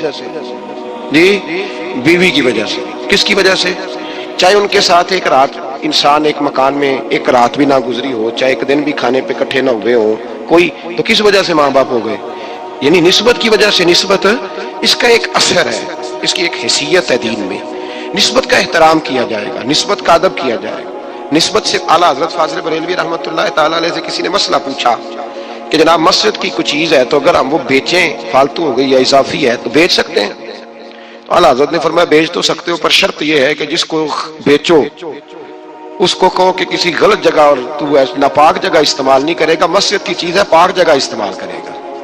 اس لیے کہ مسجد، اچھا جب وہ آئی تھی کارخانے سے اب تو ساری ایک جگہ بنی ہوئی تھی، اب مسجد سے لگ کے گئی ہے تو اب اس کی نسبت بڑھ گئی ہے۔ تو یاد رکھیں ہمارے صوفیاء جو کہتے ہیں نا استاد کے پوتے کا بھی ادب کرنا ہے، نواسے کا بھی ادب کرنا ہے، بیٹے کا بھی ادب کرنا ہے، صرف ایک بات یاد رکھیں، اگر وہ مشن کا مخالف ہے، ان کی تعلیمات کا مخالف ہے، ان کی تعلیمات پہ چلتا نہیں، تو پھر تو آپ اس سے اعراض برتیں گے۔ بلکہ یہاں بھی 2 باتیں لکھی ہیں ہمارے صوفیاء نے، کہتے ہیں کہ مخالفت نہیں کرتا لیکن پورا عمل بھی نہیں کرتا، تو آپ اس طرح کریں اسے رہنما نہ مانیں لیکن عزت اس کی بھی کریں۔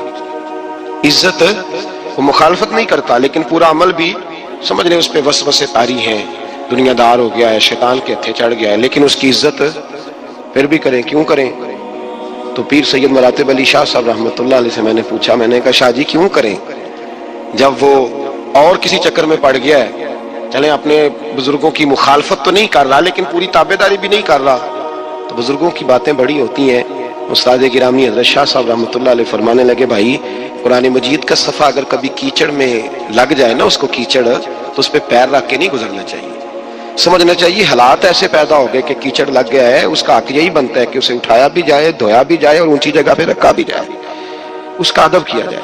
تو میرے بھائی یاد رکھیں، اگر ایسے لوگ جو بزرگوں کی اولاد ہیں اگر وہ مخالفت نہیں کر رہے، مشن کی مخالفت، اگر وہ مخالفت نہیں کر رہے، پھر ان کی دو حیثیتیں ہیں، یہاں تو وہ پوری تابعداری کریں تو پورے سلوٹ کے حقدار ہیں، پھر تو شیخ کا بیٹا ہی نہیں، وہ شیخ کہلائے گا، وہ اسی مسند پہ اسے دیکھنا چاہیے جس مسند پر اپنے شیخ کو دیکھتا تھا، اس لیے کہ میرے مصطفیٰ کریم سید عالم صلی اللہ تعالی علیہ وسلم کے پیارے محبوب ہیں مولا علی شیر خدا رضی اللہ تعالیٰ عنہ، تو حضرت علی نے اپنے بعد ڈائریکٹ اپنے بیٹے کو خلافت دی، امام حسن کو بٹھایا۔ تو لوگ کہتے ہیں کہ جس وقت امام حسن امور خلافت چلانے کے لیے بیٹھے، 6 مہینے خلافت فرمائی ہے امام حسن نے بھی، تو فرماتے ہیں جب وہ بولتے تھے تو لگتا تھا اپنا انداز بھول گئے ہیں، مولا علی کا اپنا لیا ہے، ان کا اٹھنا بیٹھنا چلنا پھرنا بالکل عین حضرت شیر خدا کی طرح تھا۔ تو اگر تو وہ مشن پہ چل رہا ہے تو اس نظر سے دیکھیں، اور اگر نہیں بھی چل رہا، مخالفت نہیں کر رہا، تو پھر بھی وہ قابل احترام اور اس کا احترام کیا جائے۔ احترام کیوں بھلا؟ اس لیے کہ جہاں سے خیر ملی ہوتی ہے نا، بندہ ان کی نسلوں کا بھی خادم ہوتا ہے، کیونکہ اصلہ نال یہ نیکی کریے تے اور نسلاں تاک وہ نہیں بولتے، تو بندہ خادم ہوتا ہے نسلوں کا بھی خادم ہوتا ہے، اور یہ کام کر کے دکھایا ہمیں صحابہ نے، کر کے دکھایا۔ حضرت سیدنا امام حسین رضی اللہ تعالیٰ عنہ گھوڑے پہ تشریف فرما تھے، اب تو بڑا برا حال ہے، لوگ صحابہ کو برا کہتے ہیں اہل بیت کا نام لے کے، میں کہتا ہوں ہمیں تو اہل بیت سے پیار کرنا ہی صحابہ نے سکھایا ہے، انہوں نے بتایا ادب کیا ہے۔ اور صاحب طبقات حالانکہ ان کا انداز بڑا محققانہ ہے، بڑی جان پھٹک کے بعد وہ چیزوں کو لاتے ہیں، وہ فرماتے ہیں کہ حضرت امام حسین کالی سیاہ داڑھی تھی، کوئی بال سفید نہیں تھا، جناب ابو ہریرہ بوڑھے آدمی تھے، ضعیف، شاگردوں کا حلقہ تھا، جیسے آپ بیٹھے ہوئے ہیں سامنے تو میں واز کر رہا ہوں تو سامنے سے امام حسین تشریف لائے، آپ ایک جگہ بیٹھ کے حدیثیں بیان کر رہے تھے، امام حسین آئے تو تازی تازی بارش ہوئی تھی مدینے میں، تازی چھوٹے چھوٹے حوض پانی کے بنے ہوئے تھے، چھوٹے چھوٹے جو گہری جگہ ہوتی ہیں نا، پانی بھر جاتا ہے، تو حضرت امام حسین جیسے ہی زمین پہ پیر رکھا تو پانی کے حوض میں آپ کا پیر چلا گیا، کیچڑ لگ گئی۔ شاگردوں اور مریدوں میں سے اٹھ کے کسی کی دستبوسی کرنا خاصا مشکل ہوتا ہے۔ حضرت سیدنا ابو ہریرہ رضی اللہ تعالیٰ عنہ دیکھ رہے تھے، جو ادھر لوگ بیٹھے تھے وہ نہیں دیکھ رہے، حضرت ابو ہریرہ دیکھ رہے تھے، وہ اٹھے دوڑے گئے اور پھر جا کے اپنے سر سے پگڑی کھولی اور پھر امام حسین کا پیر جیسے ہی صاف کیا تو امام حسین نے پیچھے کیا، کہا حضور آپ بوڑھے ہیں میں جوان ہوں، تم آپ میرے لیے عزت کے قابل ہیں، میرے نانا جان کے آپ غلام ہیں، یہ آپ کیا کر رہے ہیں؟ سیدنا ابو ہریرہ رضی اللہ تعالیٰ عنہ نے پیر چھوڑا نہیں، زور سے پکڑ لیا، رونے لگے، کہنے لگے حسین تجھے نہیں دیکھ رہا، میں تو محمد عربی کی نسبت کو دیکھ رہا ہوں۔ تو میرے عزیز یاد رکھیں اس بات کو کہ نسبت ایک حسن ہے، نسبت ایک توانائی ہے، نسبت ایک وقار ہے، نسبت کی قدر کریں۔ اگر اہل اللہ کی کوئی اولاد ہے، حضرت عمر فاروق رضی اللہ تعالیٰ عنہ سیدھے سیدھے 2 + 2 کے قائل تھے، کوئی چکر ہی نہیں، بس جو مانتا ہے ٹھیک ہے، نہیں مانتا تو ڈنڈا منگاؤ، سیدھی سیدھی زندگی تھی۔ لیکن نسبت پر، پیار پر، خلوص پر، وفا پر حضرت عمر کا بھی کوئی سمجھوتا نہیں۔ امام اعظم ابو حنیفہ رحمت اللہ علیہ، امام صاحب سے سند لینے کے لیے لوگ ہزاروں میل کا سفر کرتے ہیں، ہزاروں میل کا۔ اب تو پرائمری ٹیچر بیچارہ جا رہا ہو نا سائیکل پہ تو اس کا شاگرد لینڈ کروزر پہ گزرتا ہے تو کئی دفعہ استاد پہ دھواں چھوڑ جاتی ہے اس کی گاڑی، اسے پتہ ہی نہیں کہ کتنی قدر والے معاملات ہیں یہ۔ حضرت سیدنا امام اعظم، لاکھوں لوگ، کروڑوں لوگ آج بھی ان کی تقلید کرتے ہیں، امام صاحب کا قول دنیا میں حجت کے طور پہ مانا جاتا ہے۔ آپ کے شاگرد کہتے ہیں ایک باغ میں بیٹھ کر ہم کچھ لکھ رہے تھے، بہت ساری کتابیں بکھری ہوئی ہیں چاروں جانب۔ جب آدمی تحریر کرتا ہے نا، جو مصنف کتابیں لکھنے والے ہیں، وہ دنگل کا سما ہوتا ہے، ادھر چیز بکھری ہے، کوئی ادھر چیز بکھری ہے، بڑے ان کے معاملات سخت ہو جاتے ہیں۔ تو کہتے ہیں کہ بڑا بکھرا ہوا سامان تھا، ہم ایک باغ میں بیٹھے تھے، کھلی فضا میں کام ہو رہا تھا، تو بعض اوقات شاگرد بھی بٹھائے جاتے ہیں، حوالے ڈھونڈو تو بخاری دیکھ تو مسلم دیکھ، بٹھائے جاتے ہیں ساتھ، شاگرد بھی بیٹھے ہوئے تھے۔ تو کہتے ہیں بچے باہر گیند سے کھیل رہے، ایک گیند آ گئی باغ میں، ایک چھوٹا سا بچہ گیند لینے آیا تو امام صاحب اٹھ کے کھڑے ہو گئے، بچہ گیند لے کے چلا گیا۔ اب بچے کھیلتے ہیں تو کتنی زیادہ دفعہ گیند آئے گی، پھر دوبارہ وہ گیند آ گئی، وہی بچہ پھر آیا، شاید اس کی ڈیوٹی یہ تھی، وہ جب دوبارہ آیا تو امام اعظم پھر کھڑے ہو گئے، وہ تیسری دفعہ آیا تو امام صاحب پھر کھڑے ہو گئے۔ اب شاگرد بیچارے اکتا گئے کہ ہم اتنی مشکل سے نوٹ سیدھے کرتے ہیں، بابا اٹھتا ہے تو کتاب میں پھر بھی کر جاتے ہیں۔ 3-4 دفعہ ہوا تو ایک شاگرد کہنے لگے حضور بس بھی کریں گے تو 100 دفعہ آئے گا، تو آپ بوڑھے آدمی ہیں، گھٹنوں میں درد بھی، آپ 100 دفعہ کھڑے ہوں گے؟ تو امام صاحب فرمانے لگے یہ 1000 دفعہ بھی آیا تو میں 1000 دفعہ کھڑا ہو جاؤں گا۔ کہا کیوں؟ فرمانے لگے اس لیے کہ یہ میرے استاد کا پوتا ہے، یہ میرے استاد کا، یہ ان کا پوتا ہے، تو میں نے وہاں سے خیر لی ہے، میں ان کی نسلوں کی بھی تابعداری کروں گا، وہ جتنی دفعہ آئیں گے میں اٹھ کے، یہ بے مربت سا زمانہ ہے، بے کیف سا، اس میں خشکی ہی خشکی پائی جاتی ہے۔ وہ لوگ جو بیٹھے ہیں دروازوں پر، دیکھیں نا، نبی پاک صلی اللہ علیہ وسلم نے یہ نہیں فرمایا کہ میری فاطمہ کی بڑی فضیلت ہے، یہ تہجد گزار ہے۔ حضرت بی بی صاحبہ کے لیے یہ لفظ میرے نبی پاک صلی اللہ علیہ وسلم نے کہیں نہیں بیان فرمایا کہ میری بیٹی قائم اللائل ہے، صائم الطہر ہے، یہ بہت بڑی عالمہ ہے، یہ آپ کو نہیں ملیں گے۔ حضور نے فرمایا بس میری بیٹی ہے، الفاطمہ تو بدعت، اس کا کمال یہ ہے کہ یہ میری اور تمہارے لیے اتنا کافی نہیں کہ محمد عربی کی بیٹی ہے صلی اللہ علیہ وسلم۔ فرمایا جس نے اس سے پیار کیا اس نے مجھ سے پیار کیا، جس نے اس سے بغض رکھا اس نے مجھ سے بغض رکھا۔ تو شرف نسبت یہ صوفیاء نے کوئی گھڑ نہیں لیا نظریہ، یہ قرآن کا، حدیث کا، صحابہ کا بتایا ہوا معاملہ ہے۔ قدر ایک قیمتی چیز کا نام ہے، قدر والا فیض یاب ہوتا ہے، اور جو بے قدر ہوتا ہے نا اس کا فیض سلب ہو جاتا ہے۔ جس نے سمجھ لیا نا کہ فلاں چیز میری رینج میں ہے، میں جب چاہوں جیسا چاہوں ویسا ہو جائے گا، وہ گیا، اور جس نے کہا نا نہیں میں تو سال کے راہ ہوں، اس کی مہربانی توجہ کر دیتا ہوں، وہ بچ گیا۔ اللہ قرآن مجید میں فرماتے ہیں کہ تم اپنے رب کا ادراک نہیں کر سکتے، تم اسے قید کر سکتے، سوچوں میں آنکھوں میں وہ قید ہو سکتا، اسے مانتے جاؤ، اس کا قرب تلاش کرتے جاؤ، اس کے رستوں پہ چلتے جاؤ، اسے قابو کرنے کی کوشش نہ کرنا۔ یہ جو قابو والا معاملہ ہے نا یہ ٹھیک نہیں، قدر کرنے والے بچ جاتے ہیں، قدر والا فیض یاب ہوتا ہے، بے قدر نقصان اٹھاتا ہے۔ حضرت اسلم بن شریح رضی اللہ تعالیٰ عنہ ایک صحابی تھے، ان کے ذمہ میں یہ کام تھا کہ نبی پاک صلی اللہ علیہ وسلم کے گھوڑے پہ کجاوا باندھنا ہے۔ وہ رات کو حاضر بارگاہ ہوتے تو عرض کرتے یا رسول اللہ صلی اللہ علیہ وسلم صبح کہیں جانا تو نہیں؟ حضور فرماتے جانا ہے۔ وہ ٹائم پوچھ لیتے اور اس سے پہلے آ کے گھوڑے پہ کجاوا باندھ دیتے۔ ایک دن رات کو عرض کرنے لگے یا رسول اللہ صلی اللہ علیہ وسلم صبح کہیں جانا ہے، تو محبوب نے فرمایا فجر کی نماز کے فوراً بعد جاؤں گا۔ سرکار نے نماز پڑھائی، تکمیل نماز پر حضور باہر تشریف لائے تو گھوڑے پر واقعی کجاوا بندھا تھا۔ سرکار تشریف فرما ہوئے اور کریم رسول صلی اللہ علیہ وسلم تشریف لے گئے۔ حضور جب واپس آئے تو فرمایا اسلم بن شریح کو بلاؤ۔ وہ حاضر خدمت ہوئے، ایسی بات کی اللہ کے محبوب نے کہ وہ رونے لگے۔ حضور فرمانے لگے یار آج کجاوا تم نے نہیں باندھا، تو رو پڑے، کہنے لگے محبوبہ میرا باندھنا اتنا قبول ہے کہ آپ کو یہ بھی پتہ ہے کہ یہ طریقہ اس کا نہیں، اتنی قبولیت میری کہ آپ یہاں تک خیال فرماتے ہیں، یہ اس کا سٹائل نہیں۔ فرمایا تم نے نہیں باندھا۔ اب جو صحابی نے جواب دیا وہ نہ کسی آیت میں آیا نہ سرکار نے کہیں بیان کیا، لیکن ان کا جواب سنے۔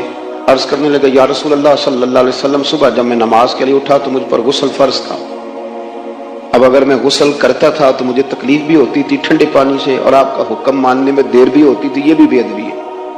اور یا رسول اللہ میرا ادب مجھے اجازت نہیں دیتا تھا کہ میں بغیر غسل کے آپ کے گھوڑے کو بھی ہاتھ لگاؤں۔ آپ ذرا اندازہ کریں کہ یہاں تک اتر کے اب تو کوئی نہیں بچا ہمارے ہاتھوں سے، معاذ اللہ، اولیاء کیا، صوفیاء کیا، صحابہ اور اہل بیت، اتنی لمبی زبانیں کھول کے لوگ باتیں کرتے اور کچھ حیا نہیں کرتے، کچھ نہیں سوچتے کہ کس کی بات کر رہے ہیں۔ میں تو آپ یقین کریں کبھی کبھی غصہ آتا ہے، بندہ بات کر رہا ہو نا جی وہ فلاں آدمی نے، میں نے کہا تیری اوقات ہے، تجھے پتہ ہے تو کس کی بات کر رہا ہے؟ تیری زبان اس قابل ہے تو ان کا نام لے تذکرہ کرے، شرم نہیں آتی لوگوں کو؟ اور اتنے بڑے لوگوں کے بارے میں تو جناب ابو بکر کے بارے میں بات کرتا ہے، حضرت عمر کے بارے میں بات کرتا ہے، تو اس عثمان کے بارے میں بات کرتا ہے جنہیں میرے نبی پاک نے فرمایا تھا میری 40 بیٹیاں بھی ہوتی ہیں، ایک کے بعد انتقال کرتی رہتی، میں ساری عثمان غنی کو دے دیتا۔ تو سیدہ فاطمہ الزہرا کا تذکرہ کر رہا ہے، تو دوڑ کے ادھر چلا جاتا ہے، بھاگ کے ادھر آ جاتا ہے۔ کیا تماشا بنایا ہوا، یہ انداز ہے، یہ آداب ہے؟ آپ نے ناراض نہیں ہونا، مجھے بلایا جو ہے آپ نے اب تقریر کے لیے، تو میں نے کرنی تو ہے نا۔ ہماری محفلوں میں کوئی طریقہ نہیں تھا کہ کوئی شخص آئے تو پھر اس کے پاس موبائل ہوں اور وہ محفل سے زیادہ وہ اپنی سیلفی پہ توجہ دے، یہ سٹیٹس ہی نہیں تھا۔ ہمارے تو شاہ عبدالعزیز صاحب محدث دہلوی رحمۃ اللہ علیہ فرمایا کرتے، ہم تو سرکار کی محفل میں اس طرح جا کے بیٹھتے ہیں جس طرح اپنے محبوب کے سامنے بیٹھے ہوئے. ہمارا تو انداز ادب والا، اکرام والا، احترام والا، سمٹا ہوا لب و لہجہ، شاندار انداز، بڑوں کا ادب، بزرگوں کا ادب، سفید داڑھی والوں کا ادب، امام صاحب کا ادب، استاد صاحب کا ادب. یہ زندگی میں کبھی بھی بے ادبی نہیں کریں. وہ کچے لوگ ہیں جو بے ادبیاں کرتے ہیں، جو اپنا مزاج خراب کر لیتے ہیں. دیکھیں حضرت اسلم بن شریک نے نبی پاک صلی اللہ علیہ وسلم کی خدمت میں عرض کی، یا رسول اللہ میں نے غسل کرنا تھا اس لیے میں نے گھوڑے کو بھی ہاتھ، تو سرکار خوش ہوئے. کسی سے ابھی نے نہیں کہا کہ نہ یہ ادب قرآن میں آیا نہ حدیث میں آیا، تم کیوں کر رہا ہے؟ اس کا تو سرکار نے حکم ہی نہیں دیا. لیکن وہ آداب کو سمجھتے تھے. کچھ لوگ مسجد نبوی میں آئے سرکار کے وصال کے بعد، حضور کے وصال ظاہری کے بعد مسجد نبوی میں آئے زیارت کے لیے، تو انہوں نے مسجد کے باہر کھڑے ہو کے نا اونچا اونچا بولنا شروع کر دیا. مجھے ایک بات بتلائیں، جو لوگ حضور کے مواد اقدس کے سامنے کھڑے ہو کے موعظہ شریف کی طرف پشت کر کے سیلفی لے رہے ہوتے ہیں، وہ اس بات کا احساس نہیں کرتے وہ کہاں کھڑے ہیں. انہیں پتہ ہی نہیں. اے پائے نظر ہوش میں آ، یہ کوہ نبی ہے، آنکھوں سے بھی چلنا یہاں بے ادبی ہے. کہاں کھڑے؟ حرم کی زمین اور قدم رکھ کے چلنا. ارے سر کا موقع ہے وہ جانے والا. لیکن زیادہ ضروری تو یہ ہے نا کہ میں فٹافٹ ڈالوں کہ پہنچ گیا ہوں. زیادہ او خدا کے بندے، تجھے بندوں کو دکھانے کی ضرورت ہے. وہاں 70,000 فرشتے آئے ہیں، آتے ہیں کہ نہیں؟ 70 صبح اور 70. کسی کو شور سنتا ہے؟ بولیں تو صحیح یار، تھوڑا سا بولے میں نے کچھ بھی نہیں کہنا، میں جانے لگا ہوں. کوئی شور سنتا ہے؟ کوئی آواز آتی ہے؟ ظاہر کوہ جنا آہستہ چل، دیکھ آیا ہے کہاں، آہستہ چل.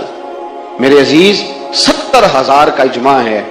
تو جو دکھانا چاہتا ہے کہ لوگوں کو پتہ چل جائے میں آیا ہوں، تو 70,000 فرشتے جو تیری مووی بنا کے لے جا رہے ہیں اور رب کریم کی بارگاہ میں عرض گزار ہیں، تیرے لیے گواہیاں دے رہے ہیں کہ آیا ہوا ہے. حضرت عمر فاروق کا زمانہ تھا تو کچھ لوگ آئے مسجد نبوی شریف میں، تو انہوں نے اونچا اونچا بولنا شروع کیا، اونچا اونچا. تو حضرت عمر فاروق رضی اللہ تعالیٰ عنہ نے بلایا اور مسجد سے باہر لے گئے. فرمایا کہاں سے آئے ہو؟ انہوں نے کہا ہم طائف کے علاقے سے آئے ہیں. فرمایا اگر تم مدینہ شریف کے رہنے والے ہوتے میں تمہیں دروں سے مارتا. پتہ نہیں تم کہاں کھڑے ہو، اتنی تمہاری آوازیں بلند ہو رہی ہوں بھی سرکار کے موعظہ شریف پہ، روزہ اطہر پہ. اپنے آداب، اپنا لب و لہجہ. پر میں یہ بھی عرض کر دوں، میں نے پہلے کہا ہے ادب کرنا ہے، شخصیت پرستی نہیں کرنی. ہمارے ہاں نا تیزی سے جو جرم ہونے لگے، ان میں ایک جرم یہ بھی ہے کہ وہ ایک تیزی کے ساتھ ماحول بنایا جاتا ہے، تیزی کے ساتھ. تو یاد رکھے، ادب کریں، اکرام کریں، بولنے میں بھی، چلنے میں بھی، کسی سے ملنے میں بھی. اور تھوڑا سا اپنے آپ کو بچائیں. جب ہمیں تھوڑا بہت موقع مل جاتا ہے نا لکھنے کا، پڑھنے کا، بولنے کا، تو نہ چاہتے ہوئے بھی کچھ ایسے جملے نکلتے ہیں جو ہماری زبان سے ادا نہیں ہونے چاہیے. اور خود سرکار نے فرمایا، بخاری میں موجود ہے، فرمایا کبھی بولتے بولتے تم ایسا جملہ بولتے ہو تمہیں پتہ نہیں ہوتا رب تمہارے لیے جہنم کا فیصلہ کر دیتا. اور کبھی باتیں کرتے کرتے تم ایسی بات بھی کر جاتے ہو کہ تمہیں تو خبر نہیں ہوتی، پر مالک کو اتنی پسند آتی ہے کہ اللہ تمہارے لیے جنت کا فیصلہ کر دیتا ہے. تو سوچ کر، سمجھ کر، دھیرے اور اچھے انداز میں. حضرت امام محمد رحمۃ اللہ علیہ شاگرد تھے امام اعظم ابو حنیفہ کے. ایک دن کہنے لگے استاد صاحب آپ کتنے بجے نکلتے ہیں پڑھانے کے لیے گھر سے؟ انہوں نے کہا بیٹے میں فجر پڑھاتا ہوں تو نماز کے بعد تھوڑی دیر وظائف کرتا ہوں، پھر میں نکل آتا ہوں. حضرت امام محمد رحمۃ اللہ نے ٹائم سیٹ کر لیا، سمجھ آ گئی کہ یہ اشراق کا وقت ہے، اس وقت استاد صاحب گھر سے چلتے ہیں مدرسے آنے کے لیے. تو جب وہ ٹائم ہوتا نا تو امام محمد رحمۃ اللہ علیہ مدرسے میں کھڑے ہو جاتے. لوگ پوچھتے کہ حضرت آپ کھڑے کیوں ہو گئے؟ فرمانے لگے میرے استاد جی چل پڑے ہیں گھر سے. اور یہ سوء ادب ہے کہ استاد چل رہا ہو اور شاگرد بیٹھا ہوا ہو. ان لوگوں نے ان کے دلوں تک، روحوں تک دین اتار دیا. وہ قال کے نہیں، وہ حال کے لوگ بن گئے. ہمارے ہاں یہ مدارس میں تو الحمدللہ اب بھی بڑی حد تک ادب ہوتا ہے، بڑی حد تک. ہمارے بچے ابھی بھی ہمارے جوتے سیدھے کرتے ہیں، وہ استاد صاحب کی موٹر سائیکل کو ٹاکی مار دیتے ہیں، ابھی بھی ہے. لیکن کالج اور یونیورسٹی کے استاد کی بڑی بری حالت ہے. بچے پوچھتے ہیں کہ اسلامیہ والا ہے، انگریزی والا ہے، یہ پوچھتے ہیں. اور پھر اگر وہ کسی وجہ سے ٹیوشن والا کچھ دیر سے آتا ہے تو ہم بچے کو خود کہتے ہیں کہ آنا نہیں، اس نے 5,000 روپیہ نہیں لیتا. وہ استاد ہے، لیکن آپ کیا ٹرین کر رہے ہیں بچے کو کہ وہ 5,000 کا ملازم ہے؟ تو بچہ بھی سمجھتا ہے کہ آنا پڑے گا استاد جی کو، پتا نہیں میرا ابا 5,000 روپیہ پورا دیتا ہے گن کے. تو یہ ہم معاشرے کے اندر ایک تعفن آج تیزی سے بڑھتا ہوا محسوس کر رہے ہیں. ہمارے منہ میں زبان ہے تو ہم چاہتے ہیں کہ اب یہ چلتی رہے، کسی کا خیال نہ کرے، کسی کا پاس نہ کرے، کسی کا لحاظ نہ کرے. ایک بات کرتا ہوں اور پھر اپنی گفتگو کو سمیٹتا ہوں. رسول کائنات سرور دو عالم صلی اللہ تعالی علیہ وآلہ وسلم کے غلام حضور کے صحابہ بڑے بڑے ان میں جہاں دیدہ لوگ تھے، بڑے بڑے باشعور بصیرت والے لوگ تھے، بڑے بڑے جرنیل تھے، علم و فن کے، شعر و سخن کے بڑے بڑے شناسا لوگ تھے. لیکن عروہ بن مسعود ثقفی کہتے ہیں، بخاری میں موجود ہے، کہتے ہیں جب میں حدیبیہ کے موقع پہ حاضر ہوا نا تو میں نے وہاں عجیب منظر دیکھا. یہ ابھی مسلمان نہیں ہوئے تھے، اور جب یہ یہاں سے ہو کے یہ مناظر دیکھ کے واپس گئے تو جا کے ابو سفیان سے کہنے لگے مسلمانوں سے جنگ نہ کرنا. اس بات پر غور کریں کہ ادب آداب کا اثر کتنا ہے. کافر کیا سوچتے ہیں؟ مسلمانوں سے کبھی جنگ نہ کرنا، تم کبھی کامیاب نہ ہو پاؤ گے. انہوں نے کہا وجہ؟ کہنے لگے میں نے بڑے بڑے دربار دیکھے ہیں، میں ان درباروں میں بھی گیا ہوں جن کا بادشاہ سجدے کراتا ہے، اور اس کے دربار میں جانے کا قانون ہے کہ پہلے سجدہ کرنا پڑتا ہے، معاذ اللہ. لیکن عروہ کہنے لگے جو ادب میں نے محمد رسول اللہ کے غلاموں کو کرتے دیکھا صلی اللہ تعالی علیہ وسلم، وہ میں نے دنیا کی کسی جگہ دیکھا. انہوں نے کہا کس طرح؟ تو عروہ کہنے لگا یار عجیب منظر میں نے دیکھا کہ حضور نے وضو کیا ہے اور منہ میں پانی ڈال کے تو کلی کی ہے، لیکن میں نے دیکھا کہ وہ کلی کا پانی لینے کے لیے ابوبکر صدیق جیسا مالدار بھی لائن میں کھڑا ہے، عمر فاروق جیسا بہترین سپہ سالار بھی لائن میں کھڑا ہے، عثمان غنی جیسے لوگ بھی کھڑے ہیں، مولا علی شیر خدا جیسے دلیر بھی کھڑے، اور بلال جیسے درویش بھی کھڑے، لائنوں میں کھڑے ایک قطرہ پانی کے حصول کے لیے. اور دیکھیں نا، ماں بچے کا ناک صاف کرتی ہے تو یوں کر کے نا گھن کے ساتھ پھینکتی ہے. لیکن انہوں کہنے لگا حضور نے ناک میں سے ریٹھ مبارک نکال لیا تو لوگوں نے لے کے اپنے چہروں پہ مال لیے، اور بچا ہوا پانی لوگوں نے نیچے ہاتھ کیے ہوئے ہیں کہ وہ قطرے ہمارے ہاتھوں پہ گرے، اور جس کو وہ قطرہ نہیں ملتا وہ جس کو ملتا اس کے ہاتھ سے اپنا ہاتھ مس کر رہا ہے. تو وہ بن مسعود کہنے لگے دیکھو نا، جو اپنے محبوب کا بچا ہوا پانی زمین پہ نہیں گرنے دیتے وہ دین کا جھنڈا کبھی گرنے دیں گے؟ وہ کبھی گرنے دیں گے؟ تو میرے عزیز اس بات اچھی طرح سمجھ لیں کہ جب آپ ادب والے ہوں گے تو پھر کافر ڈریں گے. وہ آپ کی ٹیکنالوجی سے نہیں اتنا ڈرتے جتنا نبی پاک کے ادب کی برکت سے ڈرتے ہیں. تو اپنے لب و لہجے میں آداب لائیں، اور سب سے زیادہ ان لوگوں کی ذمہ داری ہے جو ادب والے کہلاتے ہیں، جن کا ادب والی جماعت سے تعلق ہے. کبھی شدید غصے میں بھی اپنی زبان سے بے ادبی والے جملے نہ ادا کریں، اس لیے کہ وہ ایک دفعہ نکل گئے تو وہ لوٹ کے نہیں آئیں گے. دعا انسان کو جینے کا سلیقہ آ جاتا ہے، اسے محسوس ہوتا ہے کہ میں کوئی بڑا بامقصد کام کر رہا ہوں. پھر پتھر کھانا، تبلیغ کرنا، جدوجہد کرنا، کانٹوں پہ چلنا، یہ سارے کام مزہ دینے لگ جاتے ہیں. جب کوئی مقصد حیات ہاتھ آ جاتا ہے نا، پھر تھوڑے وقت سو کے بھی انسان نیند پوری کر لیتا ہے، تھوڑے پیسوں پر بھی گزارا ہو جاتا ہے. پھر سادہ لباس بھی ہو، سادہ کپڑے بھی ہو، مسجد میں سونا بھی ہو، تو حضرت بلال حبشی مطمئن وقت گزارتے ہیں. پھر اطمینان، جب معرفت الہی نصیب ہو جائے، محبت الہی نصیب ہو جائے. حضور علیہ السلام نے معراج سے واپس آ کے فرمایا بلال کیا عمل کرتے ہو؟ یا رسول اللہ کیا ہوا؟ فرمایا میں نے تو جنت میں بھی تمہارے قدموں کی آواز سنی. نبی پاک کی خالص پیروی، اتباع رسول، لیکن شرط یہ ہے کہ انسان تن من دھن سے حضور کی پیروی کرے. وہ چند 2 4 5 چیزوں کا دعویٰ نہ کرے، میٹھا کھانا سنت ہے، مسواک کرنا سنت ہے، داڑھی رکھنا سنت ہے، پگڑی باندھنا سنت ہے، یہ بڑی عظیم سنت ہے، پر سچ بولنا بھی سنت ہے، فاقہ کرنا بھی سنت ہے، دل بڑا رکھنا بھی سنت ہے، دل صاف رکھنا بھی سنت ہے. جو اپنے لیے پسند کرو وہ دوسرے کے لیے پسند کرو، یہ بھی حضور کی دی ہوئی ادا ہے. اپنی مرضی کا ماحول فقط نہیں بنایا جائے. جب آپ معرفت الہی کے راستے پہ چلیں گے تو لازمی شرط ہے حضور کی پیروی کریں گے. اتباع رسول کے بغیر کوئی اور راستہ ہی نہیں ہے جو بندے کو اطمینان دے سکے، سکون دے سکے. آپ ایک مطمئن زندگی گزارتے ہیں جب حضور کی پیروی میں. آپ دنیا میں دیکھ لیں، بہت زیادہ مہنگے کپڑے پہننے والے لوگوں سے ملاقاتیں کر لیں، بہت نئے جدید دور کا فیشن اوڑھنے والے لوگوں سے آپ مل لیں، وہ بیچارے بے چین ہی پڑے رہتے ہیں. 98 لوگوں نے کہہ دیا تیرے کپڑے ٹھیک لگ رہے ہیں، اور 2 نے بھی یہ نہیں کہا غلط ہے، ٹھیک نہیں، انہوں نے کہا بس ٹھیک ہے، لیکن یہ بیچارے پریشان ہو گئے کہ پتہ نہیں صحیح ہے کہ نہیں. حالانکہ 2 بندوں نے صرف ہلکا سا یہ کہا ہے کہ بس ٹھیک ہے، مناسب ہے، کیونکہ وہ گڈ بک میں آنا چاہتا ہے. وہ صرف دنیا کی زندگی جینا چاہتا ہے. المال والبنون زینت الحیات الدنیا، یہ صرف دنیا کی زینت چاہتا ہے. تو لیول یہ ہو جاتا ہے کہ بڑی مہنگی گاڑیوں میں لوگ بے چین ہیں، تبصرے کر رہے ہیں، زیادہ بول رہے ہیں، اپنی تعریفیں اپنے منہ سے کر رہے ہیں، بیچارے الجھے سے، بکھرے سے ٹوٹتی بکھرتی باتیں کرتے ہیں. لیکن اگر حضور کی اتباع نصیب ہو، اگر پیروی نصیب ہو، تو حضرت عمر نے دیکھ لیا تھا ایک دفعہ سرکار کو موٹے بان کی چارپائی پہ لیٹے ہوئے. صحیح مسلم بخاری دونوں میں موجود ہے. تو عرض کی یا رسول اللہ آپ اللہ کے محبوب ہو کے اتنی مشقت کرتے ہیں؟ تو محبوب نے فرمایا عمر تم یہ پسند نہیں کرتے کہ کیسر و کسرا دنیا میں آرام کرے اور آخر میں رسوا ہو جائے، اور ہم دنیا میں تھوڑی مشقت برداشت کریں اور آخرت کی ساری عزت اللہ ہمیں ہی عطا فرما دے. بس یہ بات جناب عمر نے پلے سے باندھ دی، زندگی کو سادہ کیا، بود و باش کو سادہ کیا، حضور کی اتباع. اور یہ چیز تسلی دیتی ہے، دل مطمئن ہو جاتا ہے. آپ کبھی دیکھیں محنت مزدوری کرنے والے لوگوں کو، ان کو کوئی ٹینشن نہیں ہوتی کوئی ہمیں دیکھ رہا ہے کہ نہیں دیکھ رہا.